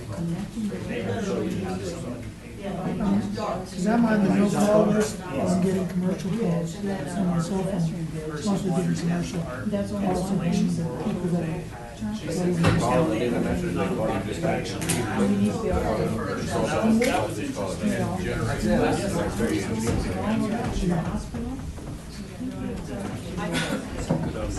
Good to see all of this. Oh, yeah, yeah. The Metro Vision.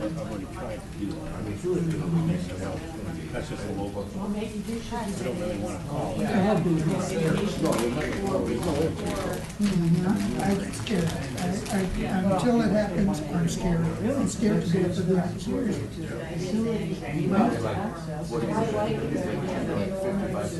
I hope. you know, news group. First of all, I think the Republicans are still waiting for the other shoe to drop on something else. WikiLeaks or Russia or somewhere that comes out to people. Still waiting for that. So they can't get a different candidate on the rest of the ballots. Right. They have to be writing. Right. Maybe another good A couple weeks ago, the people were talking about. Anywhere you go, people say, what are you guys thinking? Ask, you know, kind of like we did in the summit that time. I know you weren't there. When I came, But, we haven't really figured it out.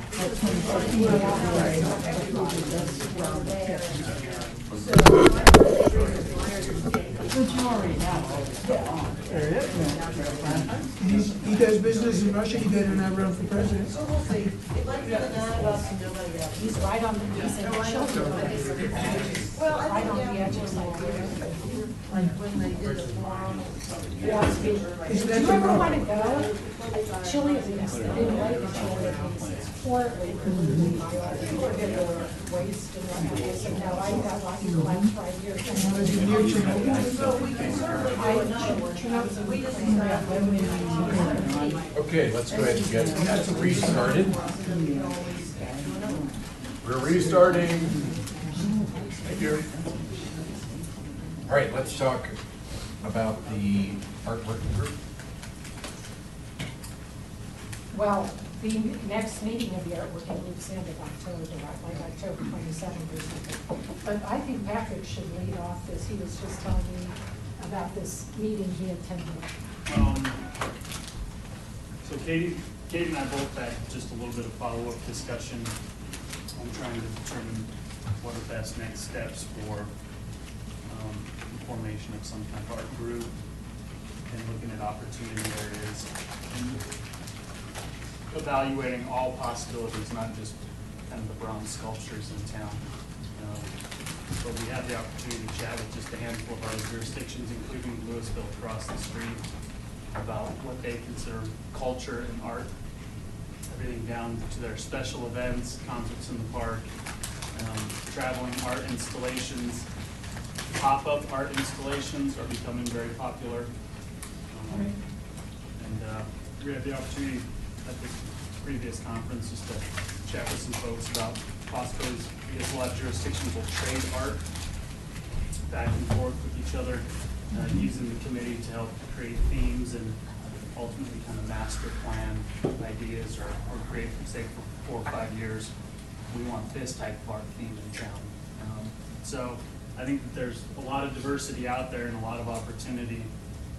We have 4 members who I know are really committed, and I think an opportunity to pick up several more at the committee open house, which I think will be the same evening. So Katie actually had some ideas today about maybe encouraging people to come specifically to that as almost a recruitment event. I talked about some of the bigger picture roles of the art group. Just on what you were talking about, of traveling exhibits. About a year ago, I saw an exhibit at the Gary Art Center on immigration art. That theme, that exhibit has traveled, it's, I think, in Lafayette now, and I think it went through Louisville. And just be something, we had a place, and we really need to have it here too. It's a series of paintings that people have done in Boulder or in the greater Boulder area. And I think Boulder, was the Boulder Arts Council, or let's kick that one off. And so that really was a good one thing that we should try to participate in. So just to recap, the broad vision that happened at the last Public Arts Working Group meeting, it was basically talking about, why this thing hadn't really gotten off the ground, and what it would look like in a perfect world. And I think we should all take responsibility for it, why it hasn't really gotten off the ground. It just sort of was a fledgling effort, and I think it's got huge potential to have an impact on the shape of Superior as we go forward. So the big picture is,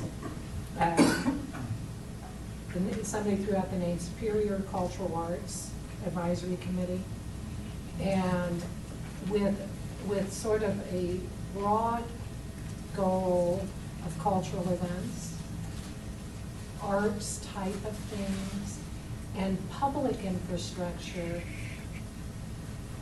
that can have an artistic impact. And that's where the whole thing of the annual $100,000 spent annually on the flowers came into to play. Is there a way to use that to really create more impact with that? Or, for example, the bridge in Superior Town Center, that matrix gave this great vision for an event-oriented place, you know? And so as that comes forth and we're looking at different, you know, should it be arches, should it be, how should that structure look? That could go to this group too, because that has an impact on this sense of place that we in Superior aspire to. Entrance monuments, those sorts of things. So I think if we put this thing into place, we're gonna find plenty of projects that can go through it if we want resident input on it. And, you know, the goal here, the broad goal, is when people come to Superior and drive through Superior, for you to have that feel you do when you go through really well thought out and well executed communities. Like, wow, I wonder how they thought of that. Isn't that cool? Wow, this is pretty spectacular. That kind of wow factor. And so, you know, no more needs to really be said, but my husband and I were at Parma in Louisville, and in their glass window as you enter the entrance there were 4 8x10 4-color little posters, Louisville Cultural Council, and one was a pianist coming into town, and one was something else, and one was something else, and one was something else. They were like 4 events that they're hosting, different types of events, and cool. So, you know, as we've got these meeting spaces, one, if we buy into this concept, perhaps when ProStack and this visioning of what should go into town center, maybe then it becomes a stage. One of those amenities might include a stage that we can host a pianist on. Or have a theater group. Or a theater group, or anything like that. So I just strongly recommend that we authorize this and call it something grand and ambitious and see what we can do with it. Well, that's what it can be called, the grand and ambitious. So from staff perspective, what is the correct process for starting a committee? I mean, we need to look at time and costs and all those kind of things too. Yeah, I mean, there's staff time, that's the biggest thing, as far as committee level goes. And then, depending on what's in their work plan, there may be budget impacts. We already have art project, the possibility to be submitted, budget. And then, next year, the committee's formed, I think they would work on programs and events and stuff that they would like to see happen in 2018. So we budget in 2017 for those things. The board. Kendra is working on forming a committee, I think. Yep. So, and it'll follow the same format as all the other committees. I have a couple of comments about the Rocky Mountain City Summit that I went to last week. You know, the Downtown Denver Partnership puts it on. All-day event is great. some of the speakers are a little bit, but mainly what they talked about, which I thought was very interesting, was placemaking. That's all the term now, instead of designing or planning, it's all called placemaking, making a place where people want to come to. And there were several different presentations on art and involving residents in cultural and art. And one of the things that, and talking about how to make happy cities, and happy cities come about when people can collide with each other, which I thought was a very interesting thing. They said people in Manhattan that don't know anybody, but have opportunities to collide with each other every day, many times, are happier than suburbs where you have to get in a car and drive someplace. Right. Right. So, but the big thing was that the Rhino District, the River North, where it's an arts district, they have their own regional community or network organization. It's a nonprofit that all the artists came together and created this. And I'm not saying we do that here, but it was really cool that they created all these artistically, culturally oriented activities. And one was their Smash Week, I think it's called, where they actually bring artists in and they just do all kinds of crazy things that maybe only last for a week. And then they go down, you know, or they build things. And the thing from Chicago, which I thought was great, was a railroad bed that's no longer there. The rail is gone, but it's 4 miles long. That's in New York too. Yeah, and it, right, Brooklyn, because they talked about it in Brooklyn, the guy Down by, was it here. starts at Chelsea and goes up for like Right. 20, 30 bucks. I walked the whole thing this summer. It was amazing, urban And what does it architecture. do? Well, what they do is they don't program it.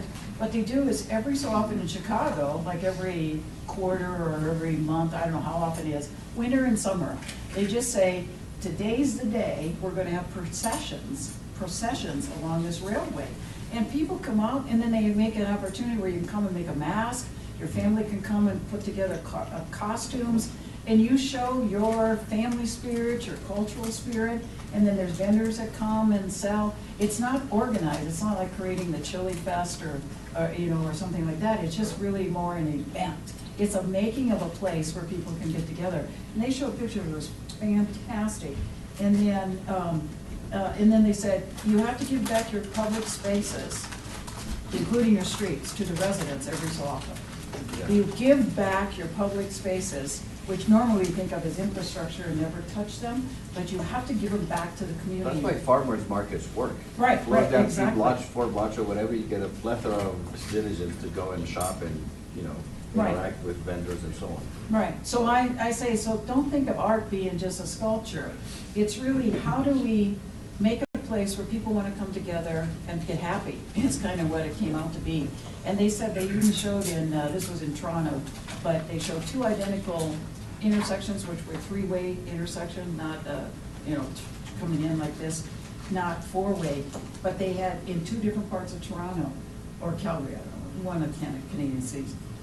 One of them, they actually painted a rainbow across to show how to get across this busy intersection, you know, in all 3 directions. And the other place they didn't, and they did research on that, and it was amazing how just painting the intersection made a significant improvement in the quality and the safety that people felt there, the quality of life there, the fact of how clean it was after that fact. I mean, it was just amazing, the results that they got from simple things like that. And the other one guy said, you have to think short and long term. And when you create an event, a placemaking event, the short term for planning of it is 1 to 4 months. And you implement it within 1 to 4 months. And then the long-term effects of it is for, you know, if you're gonna do something longer, it's 2 years, nothing beyond that. So we have to get out of this mode of taking 5 years to do something, you know, and it was a really cool event, but I thought about it all day about the arts. I totally agree with you. Right, you have to get out of this. Do we have enough enthusiasm, or do we have to do more here? Yeah, I think, I'm sold. All right, let's talk about libraries. Another enthusiasm. Was there ever any question that we wouldn't do this, or? I think it's really the scope of it that we were discussing. I was questioning the, being involved, right now currently involved in a committee that's having trouble getting membership, whether it gets sufficient Yeah, that committee was more membership and that. They came before us a couple times and the momentum was lost, Yeah, so right, other people. they might need We'll to get have it to going. resurrect it. Trust us. We let it slip away when we didn't let them do because of the snowstorm. Right. That early spring art thing, a year ago, wasn't it? Yeah. It wasn't that they went away, it's really that we. Go back to. They didn't We have got a a- little derailed with, It was I gonna agree, snow or Clint, your something. idea was just as a concept, a possibility, the lights thing, but that's sort of, the, Derailed something, yeah. with proper trustee liaison support, which it didn't have, I think it will be a success. Mhm. Is her name Sandy? Well, Rita wants to do it, and I think Chris needs to do it too. He was pretty involved in the other discussion, but I think it needs a lot of enthusiasm. Well, it And could end up battery- being little tentacles of, you know, somebody might wanna work on more traditional art, somebody else might wanna work on more event, you know, things. I mean, Well, I think it can grow into I something. think from a staff liaison perspective, and just that committee, that conference Patrick went to, I think you being involved also from a staff perspective, doesn't have to be all the time. And then Katie's our event planner, she Right. must be involved because a lot of it's event oriented. So we'll figure it all out. No need to discuss all the details now, but we'll figure it all out. Okay.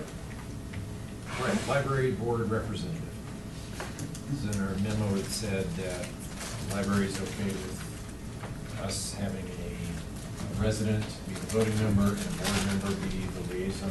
Or vice versa, they don't Vice care. versa. They're okay with us putting a resident, and they actually encouraged, Louisville Library encouraged us to get a resident, because they want more people to be involved Which I think in the would be- board. I think that'd be fine. Yeah. So if you know, if you're uncomfortable with having them be the voting member, that's not the way they do it in Louisville. Their liaison is not a voting member. I do suggest, having served on that thing for several years, Mm-hmm. I am more comfortable having the liaison be the voting member. We're different because we don't have 7 other voting members, Right. right? Right. So I think it is wise to keep our liaison the voting member and have the, And that's okay, you know, I just wanna make sure Liaison. that they were okay with us bringing a resident in, and clearly they said yes, on the board, actually, that as is a a board. new thing. But I who's gonna be don't, the but they voting said they'd member? never been asked it before. Oh, But only one can be the voting member. That was the difference, see, that was the difference. And I'm They will fine only either- have one I'm voting fine member. either way. I think Yeah. it's fine either way. But I think that, you know, because we, as the town, are paying into the system, it probably does make sense for our elected officials. to be Because the an elected voting official members. then gives a report every meeting, et Yes. cetera, et cetera. The likelihood of a resident attending meetings and giving Yes. reports, et cetera, is high. Right. And so resident will be more, hopefully be able to volunteer their time there, because since I've been on it just a couple months now, or 3 months, I don't have time to go over there and attend all those events that they have associated with the library in Louisville. But somebody on the board from Superior may want to go over and participate or have the time to do that. Yeah, But I haven't I had think the that would time. be a good role for them. I didn't either. Mhm. I- They do a lot of things out of that library, you know, So- that their board members do. So the direction is to keep the voting member as a member from the board of trustees, and then a resident as a liaison? And how do they choose that? Do we have interviews? The board, is a board member, not a liaison. The resident is a Right. board member, they just don't get to vote. A non-voting board member. Oh, so, okay, non-voting board. Mhm. Okay. You're saying board member of the library board. Of the library But board. Our the voting library board member from Superior will be a Trustee, right. Mhm. On the Does that make Louisville sense? Library Board of Trustees. Who? Just so you don't get confused. No, they said they could. I know, but I don't think the IGA says that, but I'll look. Okay, well, they came back and said the IGA allowed it, but go ahead. Okay, yeah, I'll take a look at it. Yeah. The library board Sure. people came back and said, we're They're not allowed voting. only, we're allowed to have more board members, but only one voting board member. Is it just one more board member or? Well, they multiple? only have room for one more right now, because they have a certain number of board members that they can have, and so they only have room for one. But I think if they have an opening later on, we could ask if somebody else, as long as they're not voting, you know, I don't know. just for grins. I just know now They that they. unilaterally appointed Deborah to that board as a new Louisville. Well, they they didn't, did? no, they didn't, what they said is she has to apply in December for approval in January. Oh, she told me that they just put her on without even asking. No, And then we had finally- that discussion at the last meeting, so she's gotta go through the process, but they're I don't very think she sure that they're wishes going to to. serve in that capacity. I think maybe, Having been there, done that. Okay, book drop. Yes. yes, is that a yes, we want it? Yeah. Or a yes, we? I guess want we it? can accessible 24/7. Yes, we have it, it's in the lobby, it's closed, off hours. My personal view is we turn it 90 degrees to face the glass and cut a hole in the glass and. I will tell you, I know even the that- simplest concept has problems. We always wanted 24/7. And then Beth came over here and talked to Matt, and there's all this stuff, and if you do it that way, you have to have a bomb and fireproof box and all that. I'm not buying that. Okay? No, I'm not buying it either. So- I think that's an apocalyptic view of library books, but you know what, I don't, We can, I guess, I really don't do care. whatever the heck we want. I mean, if a box full of books get burned out, you know what, we.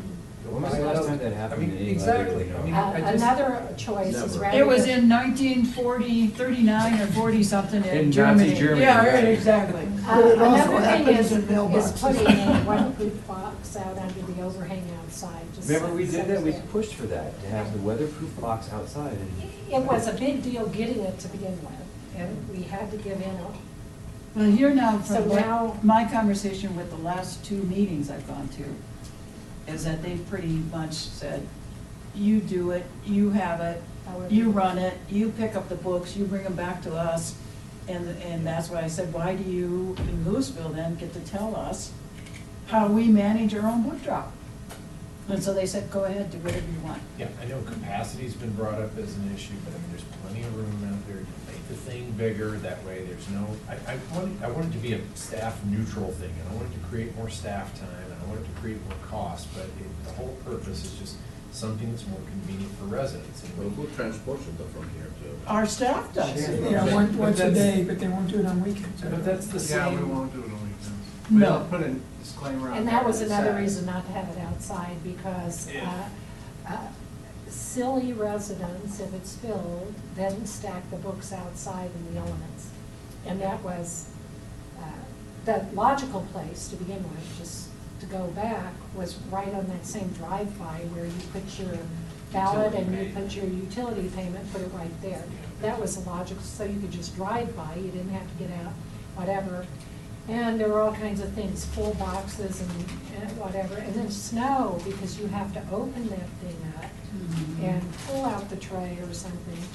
Well, I think that my first easiest solution is just to move it outside under the underhang. Right. That, what I think is the easiest, there's no way Elements is gonna get inside Can we of do that that with box. this one? I think Yeah, so. we can. Is it, because there What's was, I wrong thought with there doing was two that? different You models. keep it inside and you have a hole and. Well, why should we go through the expense of cutting a hole through our glass? Why don't we just put it outside under the underhang? Because I think it would look terrible. I mean, it looks. I think it looks terrible in the lobby. Someone will drop service of processing. What's, Matt, how full does it get on the busiest time we've ever Oh. seen? How full has it been? It's probably 3/4. I mean, there's been some days where Shannon's had to take 2 full totes. Is it possible it would, do you think It that it would would fill up over the weekend? It could. Well, Martin's usually here on the weekends. Yeah. Yeah, Martin's here on Just knock on the door all the time. You know, the other That's all thing, them. the other Very thing is, careful. I think that, I mean, I'd even be willing to volunteer a weekends, like a month. I'll take this month, pick up the books on this weekend or something. I think there's plenty of people that would come and look to see if it's, or even to come look if it's too full. I drive by here all the If- time. well, if I come it and take was- the books and put them in my trunk until Monday morning. That's a good job for the new library board member. There you go, that's kind of like their I orientation. think we would just put Hazing. Oh, no, we can't say that. note on there like we have now, where now if somebody comes and drops it off after 4 p.m., it doesn't get delivered Initiation. until the next day. And we would have the same thing, if you drop it off on the weekend, it'll get delivered on Monday, so you're on your deadline, you'll need to take it to the library. And the sign that says if this is full, please do not stack books outside, or they will be, you will have to replace them. So we're sure this one is weather resistant, we can put it outside? Well, I think I like the idea of keeping it inside. I do too. You do, and put a hole in the glass? How does the It's drawer not hard to open? do. If you Does it drill open holes, from why the not back go or the into front? Martin's Why don't you office? just leave the If door it opens open? from the front, you And can't. just It's lock the from inside the- door. His If office. the door comes the same direction as the entrance to the box, you can't put it in front of the glass, That's because the you other- couldn't do Well, the door. can't you just leave the outside door open and No, lock I'm the saying inside? a slot of some, Wow. a slot of some type, I mean, maybe a new box is in order, you know, a new design is in order. I mean, you have an openable slot on the outside, and then some new way of retrieving it on the inside. And then you make the capacity, you know, you can double the capacity. I mean, you will not, I just Okay, don't see the. sounds like we should assign this to staff No, to make it it doesn't. 24/7 and they can handle it. Someone wants to At put this in- location. Yeah, I think so. Well, so what? Just to bring up the library IGA, it does not allow for another board member, but it's very specific. We get one board member, period. So I just want to be clear that if we have a liaison, they can be a liaison, but we only get one board member. So, But Louisville is saying they don't mind, I mean, can they do that? they can say whatever they want, but. The library board can't. Well, we only get one The voting IGA's member, not. that's It the whole doesn't, point. I'm just saying, it says Louisville shall appoint to the Louisville Library Board of Trustees, one member nominated by the Town of Superior Board of Trustees, that's it. Well, this person is going to nominate themselves to be on the board of the Louisville Right. Library. Does it allow for an at-large member? Nope. So we call them a resident liaison. We can call it whatever we want, I just want to make sure we're clear with whoever we're selecting, that they're not an actual board member. They're not representing our IGA. They can be on the board of the Louisville Library as a volunteer activity. See, I think that's, we're overthinking this. People want to be on the Louisville Library Board. And just because we have an IGA should not preclude someone from offering themselves up and volunteering. Oh, if they're otherwise eligible to be on the Louisville Library Board, sure, I'm saying, but we shouldn't be saying to a resident, you know, through Superior, you're going to be on the board. Okay, That's that's a my good, only- that's a good disclaimer. But I think that what was clear from my discussion with them is if they have an opening on the Louisville Library Board. And if a resident from Superior offered themselves up to be on that. But to modify that, Kendra, let's say we say 2 board members, 1 voting and 1 non-voting. Is that a big deal to modify that? We'd have to modify the IGA. Right. Yeah, I don't know if Is we that want a to go big through deal? that. I mean, I don't know if it would. Yes. Well, sometime or other, we're gonna relook this whole thing if we do our own library. Right. And there's gonna be some modification to that Because IGA. If it continues, it's gotta be modified. That property tax is generating now, next year, I think, $300,000. So you were gonna, It's gonna keep going. so you were gonna talk to Malcolm about possibly putting. I let him cap. know that we were going to amend that idea at some point. Right. Whether it's. An amount not to when- exceed X Right. dollars per Or year. When we know Where did what it start we're gonna out? open over here. No, it's a little higher. 240, 1.5. No, Yeah, when but did it then- start? It started Under two Well, hundred? it was 240 was the number to It's start always with, been close to but it was $250,000. built upon. But I said, so, okay, what I would say is that Louisville Library Board is looking for candidates, members on their board. We don't modify this, we leave whoever the trustee as the voting member. And if someone from Superior, because they've already said, the Louisville Library Board has always said, don't take somebody from Superior. So if somebody from Superior wants to nominate themselves to be on the board, not as our representative, but as a board member. It's like an at-large member. Yeah, right, because we're paying into that, so I don't know why they wouldn't accept somebody. That would be up to them, Yeah, Yeah. they've already said they would, so I think that we're Okay. We just have to be clear to them. clear that they don't our represent. one through the IGA is one of the trustees. Right. Yeah, it's in their code how board members are appointed, so I'll take a look and see what the requirements are. Okay, all right. Okay, so in the book drop, staff's gonna look at options there and get back to us with options. And I think that for me, for about the book drop, I don't think we should get all hung up on someone might possibly dump a bag of crap in the book Dynamite. drop or a dynamite or something. which happens, you know, we have outdoor things like that. But, you know, just Or I think, think let's policy. try and make it reasonable, more reasonable for our residents, and not think of all the things that might. Well, there's every bank deposit. That's what I was gonna say. Every mailbox in the. Haven't you ever United gone to a States of bank America. deposit I mean, box it's- and seen a lot of, I have. I think the biggest issue is getting overstuffed. That's- But I think redesigning it with bigger capacity, a different drop slot, They're in the not front cheap. window. I will change the boxes are not cheap, but that doesn't mean we can't do, literally like we do the mail front door. Yes. those old- Yes. And you have For some some- bin You to need a- fix it. you And need a it's soft not an landing official place. library box. Some of that stuff will break. Always put it outside. No, that can all be figured out. Okay. Well, it's not outside, it's undercover. I know, well, but you know how the wind blows and snow and rain, I don't know. It's- All right, let's move on to planning commission authority issue. So the question was, can planning commission see concept plans? Is that? They've always been invited to see concept plans. They've been invited to, but they don't review them like we do. That's Well, it. we review them more than we should, they're concept plans. You're not supposed to do much more besides see it in. But Joe, we do a lot with I concept know plans. we do. We do a lot. Which We do is- more than we yes, should. Would you, yes, I agree, we do more than we should on concept plans, but. So the question is though, and maybe this is a question for Kendra for guidance, from what other jurisdictions do, but I mean, are other jurisdictions kind of doing at the planning commission level what we're doing at the board level, and then they go to, I mean, are they going to both? One to the other, or? Concept plans? Yes. No, most don't even have concept plans, so. We've At all. always invited planning commissioners to concept plan presentations, and that's, I don't know why you changed that. Because, I mean, we're talking about a significant potential cost to developer. I mean, if we're asking them to do a concept plan at the planning commission, then do a concept plan at the No, board. we wouldn't do, well, okay, let's back up a minute. Let's think about what we'd like to see, Oh, not that's- what we're okay, doing. Okay. You know, and what I think that is kind of backwards here, and planning commissioners have told me this too, and I felt it when we were on the planning committee, when I was on with you, Clint, is that the board gets a concept plan, and then the board gives their opinion about that concept plan. The developer goes back and may do some of it, but make some of the changes, but not all of them.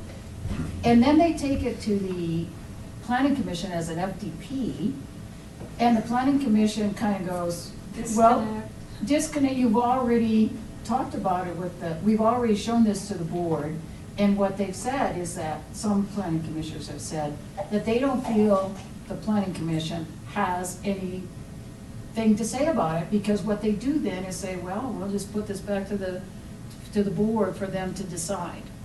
And I think that and then as a board, not as a planning commission, but as a board, I would like to have had the planning commission look at a concept plan before we get it, to go through some of these usual things that we rely on them to. You And all so- are just doing way too much with concept plans. Well, then If I you would back up If and you say. backed off on that, then there's no issue about inviting the planning commission to see it with you, and there's no commitment to do anything until the thing comes before the planning commission first and then the board as a formal plan. Concept plan is just, how do you like us so far? But Yeah. I've I got, like it's not. I feel the board since I've been on it has got burned numerous times by, and it's always been not reviewing them seriously enough. Because somebody comes, I think what you were saying, Clint, somebody puts forth the effort to come to us with a concept plan. And we might do pretty quickly because we have a full agenda or whatever. And we might mention one or two things. And then rightfully so, they go back and take care of those one or two things and bring us something else. And then we get more serious and we say, but we don't like this, that, and the other. And they say, well, that was in the original thing and you didn't say anything about that. And I guess we were misled to think when you didn't say anything about it, you sort of liked it, et cetera, and it adds to their cost. I actually like a pretty serious review of a concept plan, which we have done here lately, to say, for example, on Anderson or the other one. No. Both Rogers What about Resolute? and Zaharias. Resolute? And not so much on Resolute. Because they haven't done an FTP Yeah. yet, Resolute, they've just done concept. But on the and concept zoning. plan, We're you talking guys about all concept. liked it, Yeah, I right. would have preferred to keep it more commercial. But definitely on Rogers, definitely on Zaharias, where they have, is that where they have the storage? Yeah. We were very explicit, no, we don't like it, da-da-da-da-da-da. But where does the planning commission come in then? So- At what point? I mean, that's- I think the way, I think what's happened to the planning commission is not this board, but previous boards at some point decided to take away any decision-making points. Actually, Planning this- commission used to be this able board to did it. decide on No, the different prior things, board whether did it's it. a. And then we had call-ups Yeah, and not all this this right, stuff. this Right. planning Yeah, board, so right. now, they're more of just an advisory committee, Mhm. because they have no decision-making authority.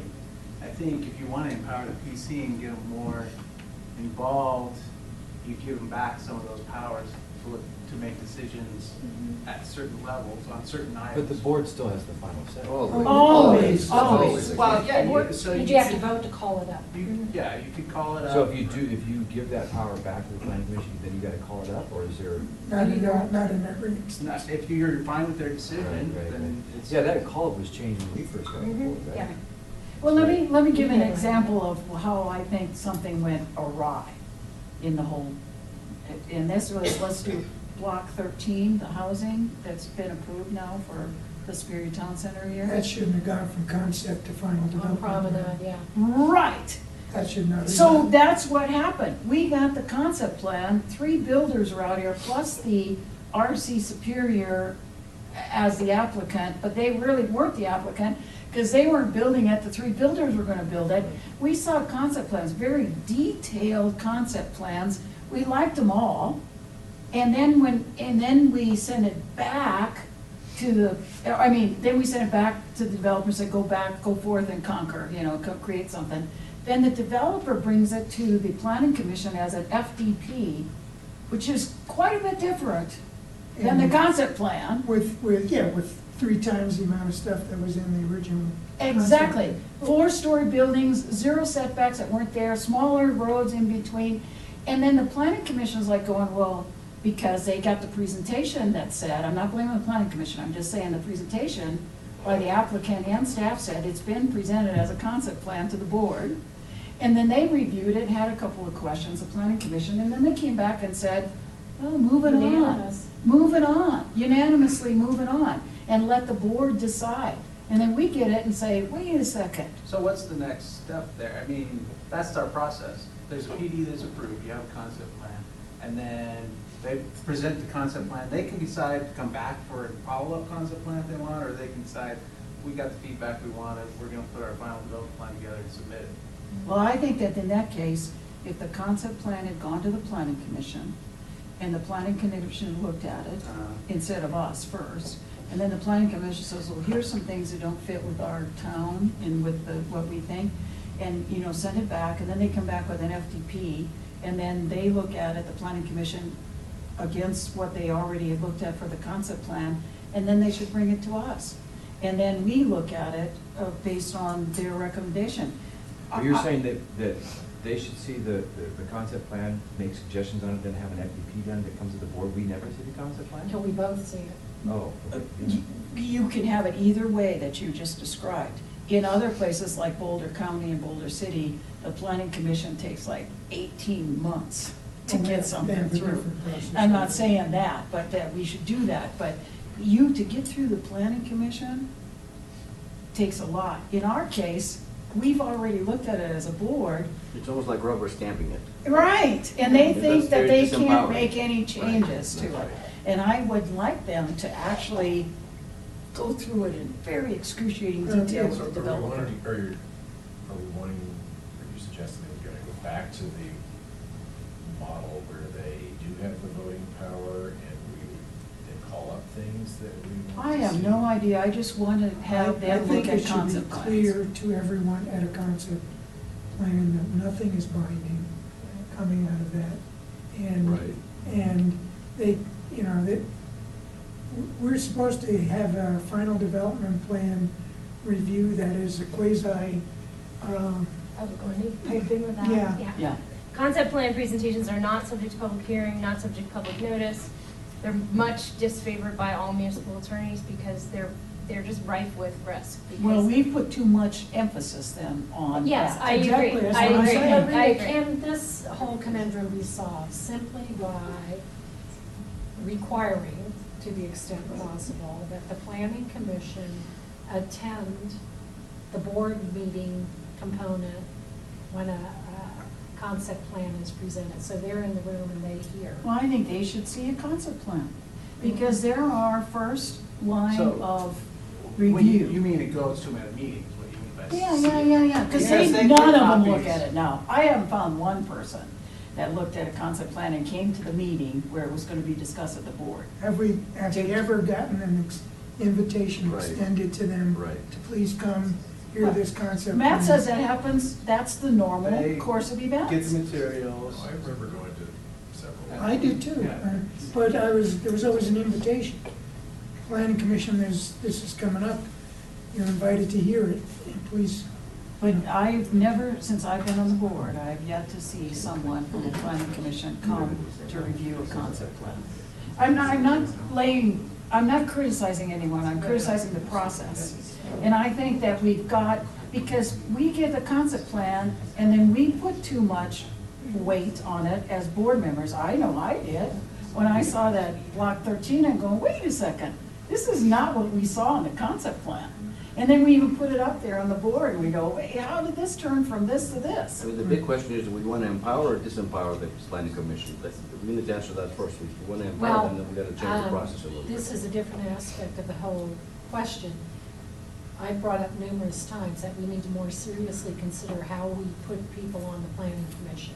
I'm very uncomfortable with putting greenies on the planning commission, because planning commission is different from an advisory committee. Sure. And you should be somewhat experienced in town matters before the board appoints you, but we haven't done that. And the last person we That's fair. appointed, we said to appoint him because we had this discussion a meeting later, and it wouldn't be fair to him. I personally disagree with that. I think he would have been just fine and gone on with his life just beautifully had we put a process in place. But I would like to see more seasoned residents, either with their own HOAs or with our advisory committee structure or whatever, be appointed in the first place. Do we do And the same, then- I agree. then- What about the criteria for a board member? I know it's elected by the residents, but I don't know about you, but I wasn't on the planning commission before. It's 18 years old and Yeah. a resident of. Yeah, I understand. It's an So- election. But That's it. I would think that we'd have, A year, we'd have a higher resident for a standard year. for board members than we would for planning commissioners. So, I will say that in most municipalities, the planning commission has more of a role. Yeah. Right. But we Right. we used to here. Right. Uh, That was all taken away. Yeah, Well, some I- point. You know, from a staff, I've worked in a lot of different communities, and the process we hear, I don't like at all, for two reasons. We don't vet it at the staff level. We don't go through and look at all requirements and say how that concept plan stacks up. And B, you don't vote on it. You guys put some you put some comments out there. We don't know where you guys are coming from, whether, is it a head nod, or are you gonna take a vote on certain things? And the other There's no thing. voting. There's no Can't be any voting. Well, that's why it's so. But I'm saying, That's why a lot of communities don't do them. Yeah. Because most of, the feedback I've gotten from developers too is that then they end up wasting a ton of money because they present a concept. But yeah, but They you- get a couple head nods, they get a couple comments, like you said, that address maybe an eighth of the issue. They rely on that to a certain extent, and then they come back and then they give you a plan. But developers want a process where they don't have to spend a lot of money on Sure. engineering. They want to vet the density, they want to vet where the access points are, maybe some of the architecture. Can't the planning That's what they commission want to do that, vet. And they don't want to spend a lot of engineering before they get that. You know, whether or not. Well, but that should general- be, shouldn't that be the discussion that the developer comes and has with staff? Staff. I mean, Well, Yeah, I but mean, see, the concept plan for me is valuable. Well, for Because you. I get developers coming in on a piece of property Yeah. and the board may be split, and I'm like, I have no idea what they're gonna say about your proposal. And so they put the concept, they can put a concept plan together fairly cheap and bring it to you and get some feedback, you know, like Anderson's did. They went back and had to rethink their whole plan that they should show you based on your comments, so. I don't mind seeing the concept plan.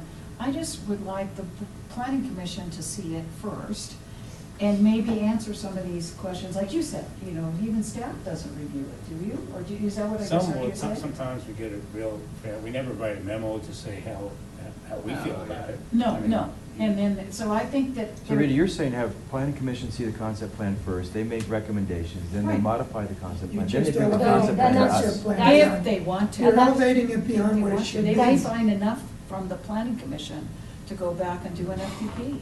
So what they're looking for is kind of a feel for what's happening. So the first we would see it is an FTP then, you're Let saying? me even throw a broader umbrella around this whole topic. I always read Daily Camera Inside Now to see what other communities are doing, which is, Co-ops. you know, the letter to the editor and huh? Co-ops. And, yeah, I'm in favor, that's where I'm gonna live when I retire. I'm gonna do a co-op. But Group anyway, homes, that's right. Group Anyway. homes. I'm gonna live in a commune. You can't do it Oh, now so because of the I am. rules, but. But gotta anyway, change it. Lafayette just had a cover story on whether, you know, incentives to developers, that kind of thing this morning. Why not invite developers to a round table where we sit and discuss with them potential improvements to our process? Remember last meeting when the guy said very nicely, Mr. Rohr, Matt Rohr, or whatever his name was, said this took he was talking about the hotels down at Resolute, and it took too long, and he didn't blame anybody, it's just a long process, and some hotel walked, et cetera, et cetera. Right. And you asked the question, and he said, no, I'm not blaming anybody. But wouldn't it be productive every so often to sit down with some developers and say, hey, critique the town of Superior process? You know, Boulder Creek's been here recently, Remington's been here recently, whoever, get these developers in, you know, just a forum to say, critique this process. Well, Roller Creek, when we were on the planning commission, Clint, they came and when they did their presentation for Calmonte, they said, we are the best town that they've ever worked with. So they gave us that positive feedback. It's I 'cause we remember- liked them. Well, we liked them, but they did a great job too. No, there's. I don't think Ranch would say that same thing. So, Well, we wouldn't probably critique advice Alex for was- the back the other way either. Alex was starting to, you're kind of in the middle of some thoughts on what you've seen in other jurisdictions, so maybe continue those thoughts. Well, I mean, like Boulder County has a sketch plan process. Right. That establishes density, access points, building types, things of that nature. Yeah. So it's like a three-step process. Then you have a preliminary PD, and then you have the final. See, But that's the 18-month process we heard? Yeah. Well, no, no, but what's that's happening only in the if town there's center is conflict. we're beyond the PD. Yeah, you're beyond the PD, so Which it's is not- unfortunate Right. because some of these things, like Block 13 and all, it really should have come as a PD. Right. And an amendment to the PD or Well, the Rock something. Creek Ranch is the same way. Yeah. I mean, it's a PD, and then you have different, like Resolute's part of the Rock Creek Ranch is coming in as an FDP. But I'm trying to remember the process we use in the marketplace and the It's a different PD. PD, but And then we like. never had the problem Ethan Allen of. would come in as an FDP and, Yeah. But, Yeah, but but we I- didn't but I have a think problem. Saharias, Anderson, Rogers, even 76th Street, you should have a process where you guys vote on some of the major issues like density. well, Harris and Anderson are part of the Rock Creek Ranch So PDD. they have a density component that they can't go outside of. So let's talk about for a minute. You better weigh in here. If you asked me, I would get rid of the whole concept plan altogether. But that's, you know, again, it's just very risky. We have no public hearing, there's no vote. Mhm. There's no public involvement in theory because there's no notice of it. So you- Well, there is on the agenda, but no Sure, but I public mean, no notice. notice is given like any other land use application in Mhm. town. So, so in theory, it's less serious than an FDP, so people Mhm. look at it, oh, it's just the concept plan, I'm not gonna come voice my opinion because, it's just a concept plan. So it's just, it's difficult from a legal perspective because if developers rely on it, or if if some of the public shows up and says, wait, we complained about it and you didn't do anything, it's a tough, I understand why it was put into effect, and I understand it's helpful, to staff, but I also, it worries me from a legal perspective, that's why. Well, it was implemented because at the time it was implemented, the board wanted an opportunity to be able to see something before it got to formal application. Right, exactly. Provide comment. Right. Well, and that's why we have this problem, this conundrum we're in now, is that as a board, we think we've given them good direction, the applicant, given them good direction, and then we come back with something that's already gone through the planning commission, and then come to us and go, wait a second, the last time we saw this, it looked a lot different from the concept plan. What happened? That was a really bad example. And to a much lesser extent. Well, but it's an example. I know It's a it's real not. He meant a example. bad situation. It was Yeah, really it's a bad. very good example. I'm of how trying to the get process that, I'm goes trying to about. get that process out of our Well, process. what if you left it to the planning commission? What if the concept plan did just go to the planning commission? That's what I think should happen. We But should then it doesn't rely come- but on then it doesn't come them to to you. help us. Yeah, we should rely on them to be our, But then along with staff. After the planning commission looks at the concept plan, then how does it get to the board? It goes back then, so the planning commission gives its, Formal application. and then they file their formal application. So the planning commission is basically your conduit First for your. eyes and ears for That's, review. that's Well, not a maybe that's the bad way to do idea. it. Maybe that's how we gotta do it. I mean, are other jurisdictions That's what doing, are other jurisdictions doing that with the planning? A lot of planning commissions I have planning commissions that have far more authority. They approve all plats, for example. Right. Plat never goes to the board, without even a call-up opportunity. Some have call-up opportunities. I have planning commissions where they take much of these duties themselves, and then sometimes there's call-up, sometimes there's not. Right. But this may be a good opportunity to give the planning commission a little bit more It- stake in the game. Right. And it's along with staff and the manager, they make the decisions on those administrative things. Like we give you the authority now to make administrative, but yet we're reluctant to allow you, when you do some things and you get gigged for doing those. But I think that we almost like, we don't even need the planning commission, because the way we're operating right now is, things So comes what to us. changed, was there ordinance or just Mhm. policy or something? The What whole, changed? There were the several whole ordinances. chapter, Mhm. chapter Yeah. sixteen. The whole chapter. Chapter 16 rewrite pretty much took all their authority away. They started that in 2009 and into Mhm. 2010 when Chris and I were. All of our ordinances are 2009 though, so they were done. Yeah, we did The a rewrite was all rewrite. done. But before that, there were certain things that the planning commission would decide subject to call-up only. Mhm. And then there would be a vote, and so the board would look at it, and correct me if I'm wrong, you probably remember this as well, but the board would look at it, and if the board was satisfied with the decision, it would become final. If the board was not satisfied with the decision, they would call it up. Then we would set it for a public hearing. So And it was a there- two there- additional steps. There were many instances where there were 2 public hearings, Mhm. which is what developers didn't like. Right. But that, it was set up that the planning commission would have a public hearing, and the board sometimes would, or sometimes might, I can't remember, because I wasn't on the board at that time, how the board. Well, if it And was what- called up, if the board didn't like the planning commission's decision, and the board said, we want to call this out, then we would have to schedule a public hearing. Yeah, I think that was one of the Wasn't there reasons why some they things changed when there that was is- an automatic second public hearing? Wasn't there some level? Well, when an FDP comes before them, then it automatically has to go. A full FDP Automatically go to the board then, you don't have to. If you decide that. Oh, you Before- could let Yeah. them do Yeah, some We FDP. used to have it where the Okay. FDP was All decided on FDPs by the planning All commission. FDPs went by the planning commission. Wow. I Right. don't And the remember. board had the opportunity to call it up, Yeah. and we got to a point where the board was calling it up Everything, every that's time. right. Right, I remember that's, that. that's when this changed. Let's get rid of That's the call right. because it's not working. Well, somewhere we need to kind of find a balance. Well, Yeah. you're never gonna get the board out of designing things. I'm convinced of that. So they have to have that opportunity. But can't the board participate or watch the concept plans that are presented by the Well, planning I don't think you commission? should expect As the long as you have a concept formal plan to be application, I would say designed. yes, right? If it goes to the planning I commission. mean, they just watch it, they don't, not as a collective board, but Sure, but then- individually, we can Well, watch then, it. but I'm afraid you're gonna get right back to the same place, because then, Yeah. then there's a concept plan, then there's an FDP, the FDP doesn't comply with the concept plan, and unless, you're letting the planning commission work out that change. Yeah. Are you going to be then interfering and saying, and I don't mean that in a bad way, but Yeah. just sort of saying, wait, that doesn't comply with the concept plan that you saw. Well, I'm just saying that now. I'm just saying, Yeah.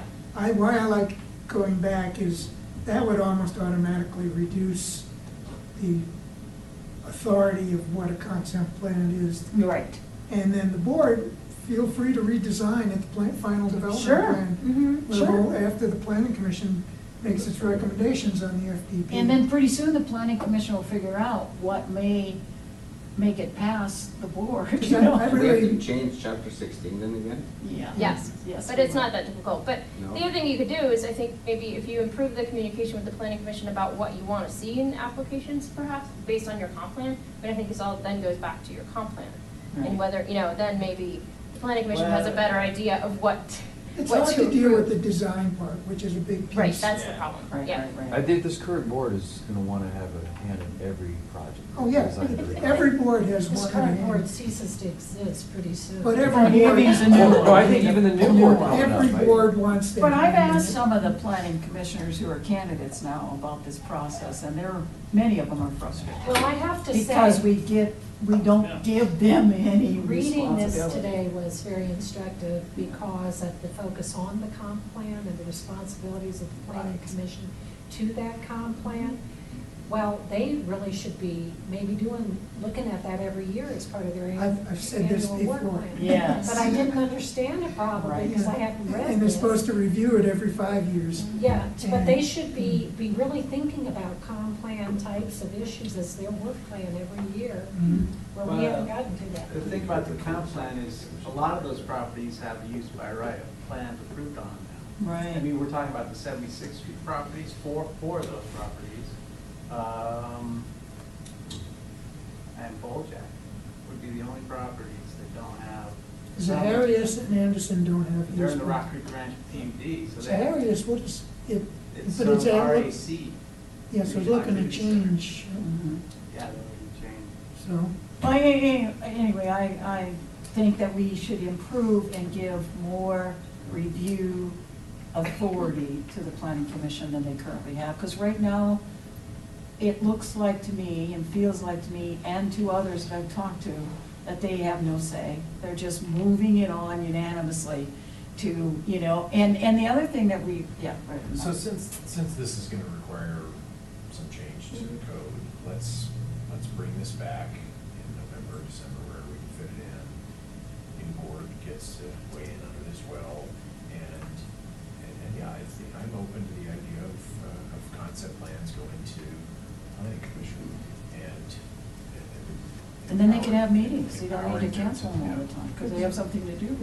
Okay, we've got about 10 minutes to figure Can out. I add one more thing about that I think would be valuable, that when we sat down, Matt and Martin and Alex and Clint, with that guy that wants possibly, maybe, potentially to build on the RTD land, at the BRT, the TOD, at the RTD, he loved and had no problems with coming in and sitting down with staff and showing those drawings of what might be that they would build there.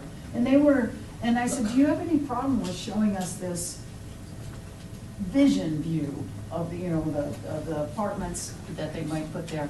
And they said, no, not at all. This doesn't cost us anything. Which is kind of like a concept plan, but even less than a concept plan. It's like you said, the sketching. And so those kind of things should still happen somehow with staff. And then once they get them a little bit more Yeah. firmed up Yeah. as a concept We plan, always then do take them to that. planning commission. Yeah. Okay. So cul-de-sacs, no plan. 10 minutes. I like the recommendation that staff had, but I would suggest that, can't we put down some of that de-icer? If we know there's a storm coming in, can't we go to Yeah, cul-de-sacs and we put can that do down that, yeah. first? You mean in the cul-de-sacs? Yeah, because you can't do that? Mm-mm. Well, it'd be. Because wouldn't that Yeah, involve the maintenance on that? We'd run out of it before. Well, I'm just That's talking a lot about, if you know there's a big and- storm coming in, It's not the slipperiness of it, it's the deepness of the snow. Well, yeah. You need to have that one pass through that cul-de-sac in order to get out. And I'll shovel out Mhm. myself and my neighbors who are too old to shovel out and to get into that one path. Yeah. Do you want me to come up and do yours? Okay, I will. Okay, So that's not realistic, that's not gonna help, if you got a big storm coming, that's not gonna help No, minimize right, this, well, the accumulation. Normally, you have a couple-hour window. Mhm. We know the storm is just about to start, and we can get out there, and all we have time is to do Hit the main roads.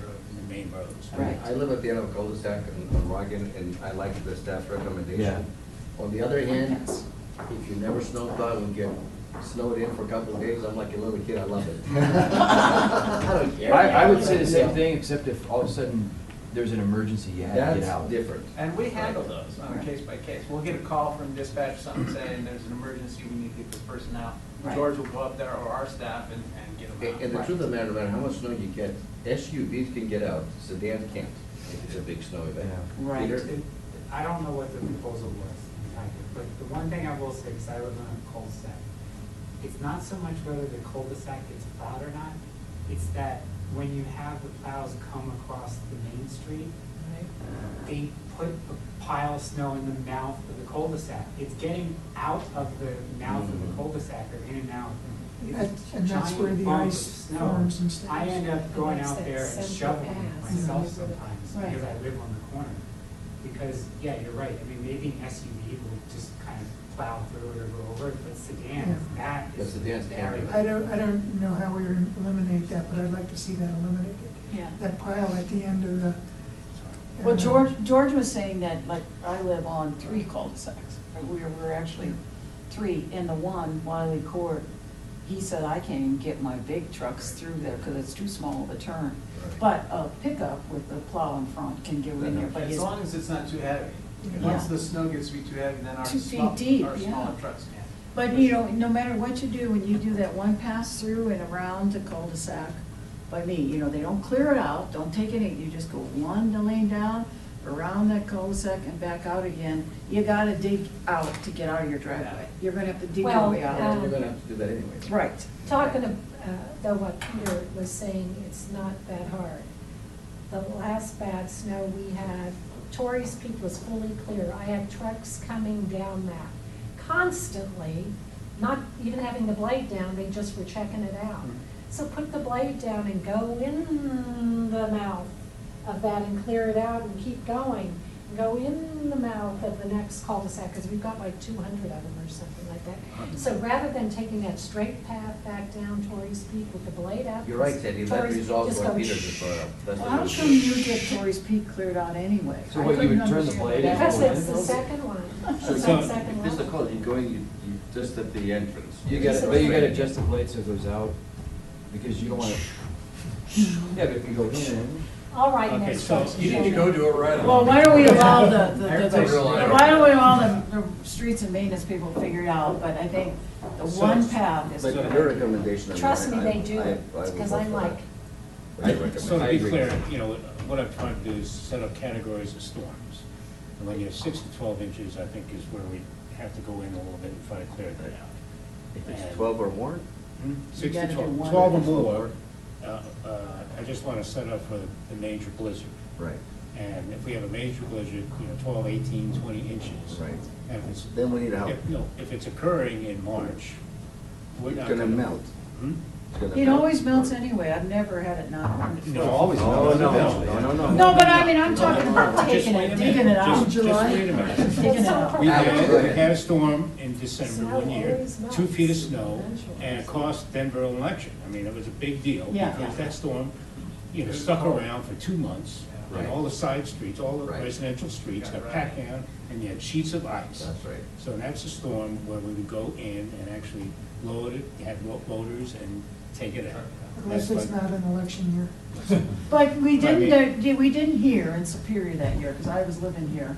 And yes, we had some ice in the center, but we lived through it on my street, I'm talking about my cul-de-sac. I didn't need anybody, I have yet in 22 years, needed to have anybody load up the snow and take it out of our cul-de-sac. But I have had a need to have that one path in and Spring- around, so I could get Spring out. break snowstorm in Yeah. around 2005, 2006, that's when we had one way, we had managed to make a Mhm. path and everybody had to go one way all the time in that circle. That was like 30 inches though. Yeah, it was huge, and finally, the town did actually send in front end loaders to remove snow from the cul-de-sac. Right, So so that's I just want to what's, be that set was the up in only case time we I have that remember. big one, Yeah. that we're set up to go in with loaders, and I hope we don't have to do it. Last year, when we had 18 inches in March and in April, it was gone in 2 or 3 days. We Right. had complaints because people were stuck and they couldn't get out of their cul-de-sac. But that's not the storm that we would You know probably. why you got complaints? Hmm? Because you started plowing cul-de-sacs more than you ever did originally, and now people started expecting it. Anticipating. Again, this is your decision. Most entities don't go into cul-de-sacs. If you don't want me to go in I cul-de-sacs, like I your won't. recommendation. Yeah, the That's more than recommendation. we've done in the past, Yeah. right? So I say do it this year and see how it goes. Yeah, I agree. One path in and out. And 'Cause I you think gotta those do it. ones who have a natural place to put the snow, Right, dump, yeah. back out, should get first priority. Sandy? Oh, you must be one of those. Mayor should get last priority, because that takes so much time to go up. Most cul-de-sacs have no place. All right, Sandy, go And ahead. just make sure your residents know what your decision was. Yeah. Then Right. it Oh, we like solves surprises. Alex having the problem in March, when we all know it's gonna melt anyway. But really make sure you communicate it very clearly several times in the Sentinel And make sure that they have Alex's telephone number, every telephone number. Well, I would also recommend, So though, it's put it on categories the I can put up there. website, put it on the CAC. Yeah, Let me ask you recommendations something, good. though. If there's a medical emergency and we think- get the 20 inches of snow, what happens then? If there's, what we did There's last somebody at the year, end of what we the did cul-de-sac. last year is we had those 18 inches of snow in March and April. We decided, and we knew it was gonna be warm, so we decided not to go in the cul-de-sacs. The next day, we were getting calls, so we started responding to those calls for people that had emergencies and set it up on one, a case-by-case basis. Okay. And we got to about a third of the cul-de-sacs, and then it was free. Everything melted, and there was no Well, problem. but what you did last year that was really good is you communicated with, over the CAC or E-Blast or whatever. We'll put our policy on in the newsletter and stuff. I said this at the board meeting that this came up, and I would just reiterate that, remember, you're having more priority one streets built. And if you start this now, are you going to maintain it 5 years from now? So anything you do. Well, a new board can change. Well, a new board can change it, but I'm just saying, when you start to do this expectation that 2 years from now, we're gonna have, we have more priority one streets and nobody's getting it, or how. I come from an area, the Northeast always, puts their snow budget out and spends it, then has no money to do anything. So, the snow removal is always interesting, so. No, we are adding another truck. As I say, as we build infrastructure, we're adding more. But I'm just saying, that just makes it worse. Well, it does, this one we just. It goes out of the bottom there. So, we've already added that in this budget. I understand. No, I think it's Joe's. That's mine, yeah. Gotta get that. Sorry. Usually put it back here.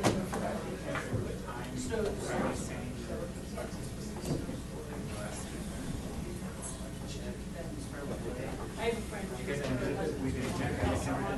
is exactly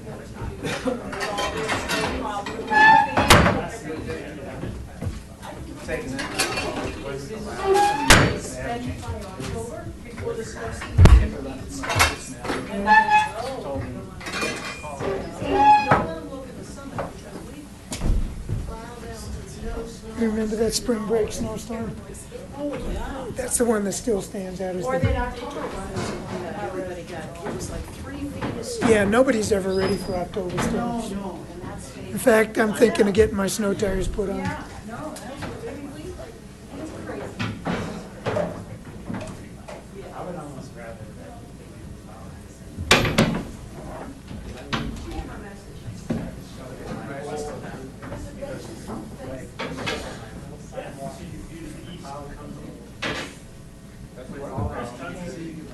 snow. so you can see the year. Yeah, we'll look at the 2 log flies, it'll be on the hillside.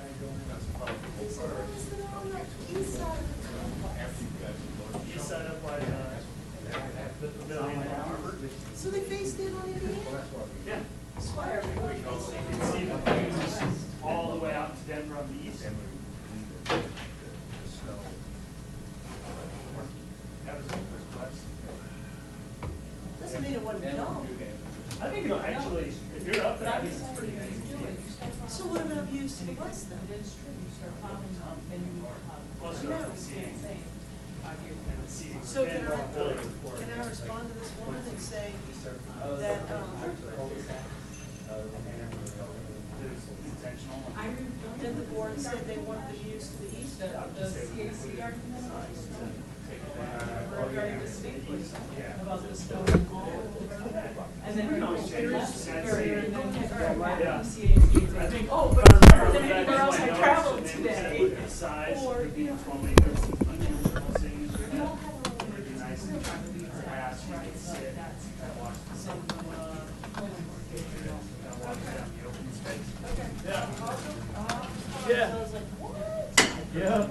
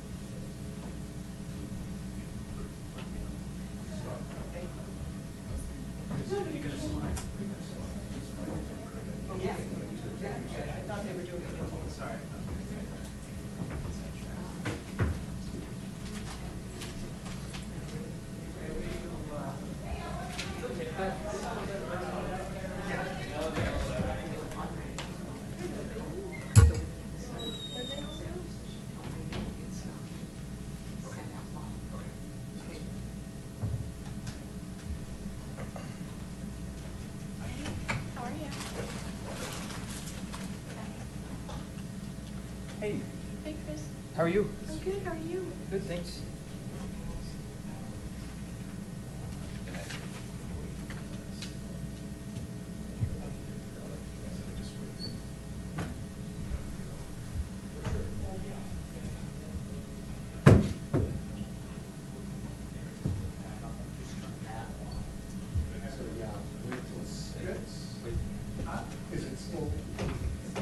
It's still there, but I don't know if it's because the camera is. Is it on Granicus? These can be on without a Let me see. Somebody maybe told her. I don't touch that group stuff. So we figured out one match.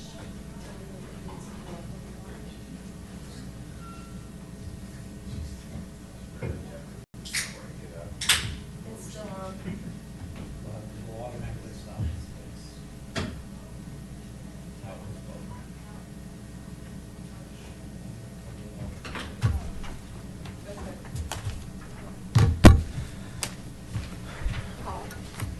Nadine's watching, and she says she'll tell me when it, and can tell you when it's going to end, going out.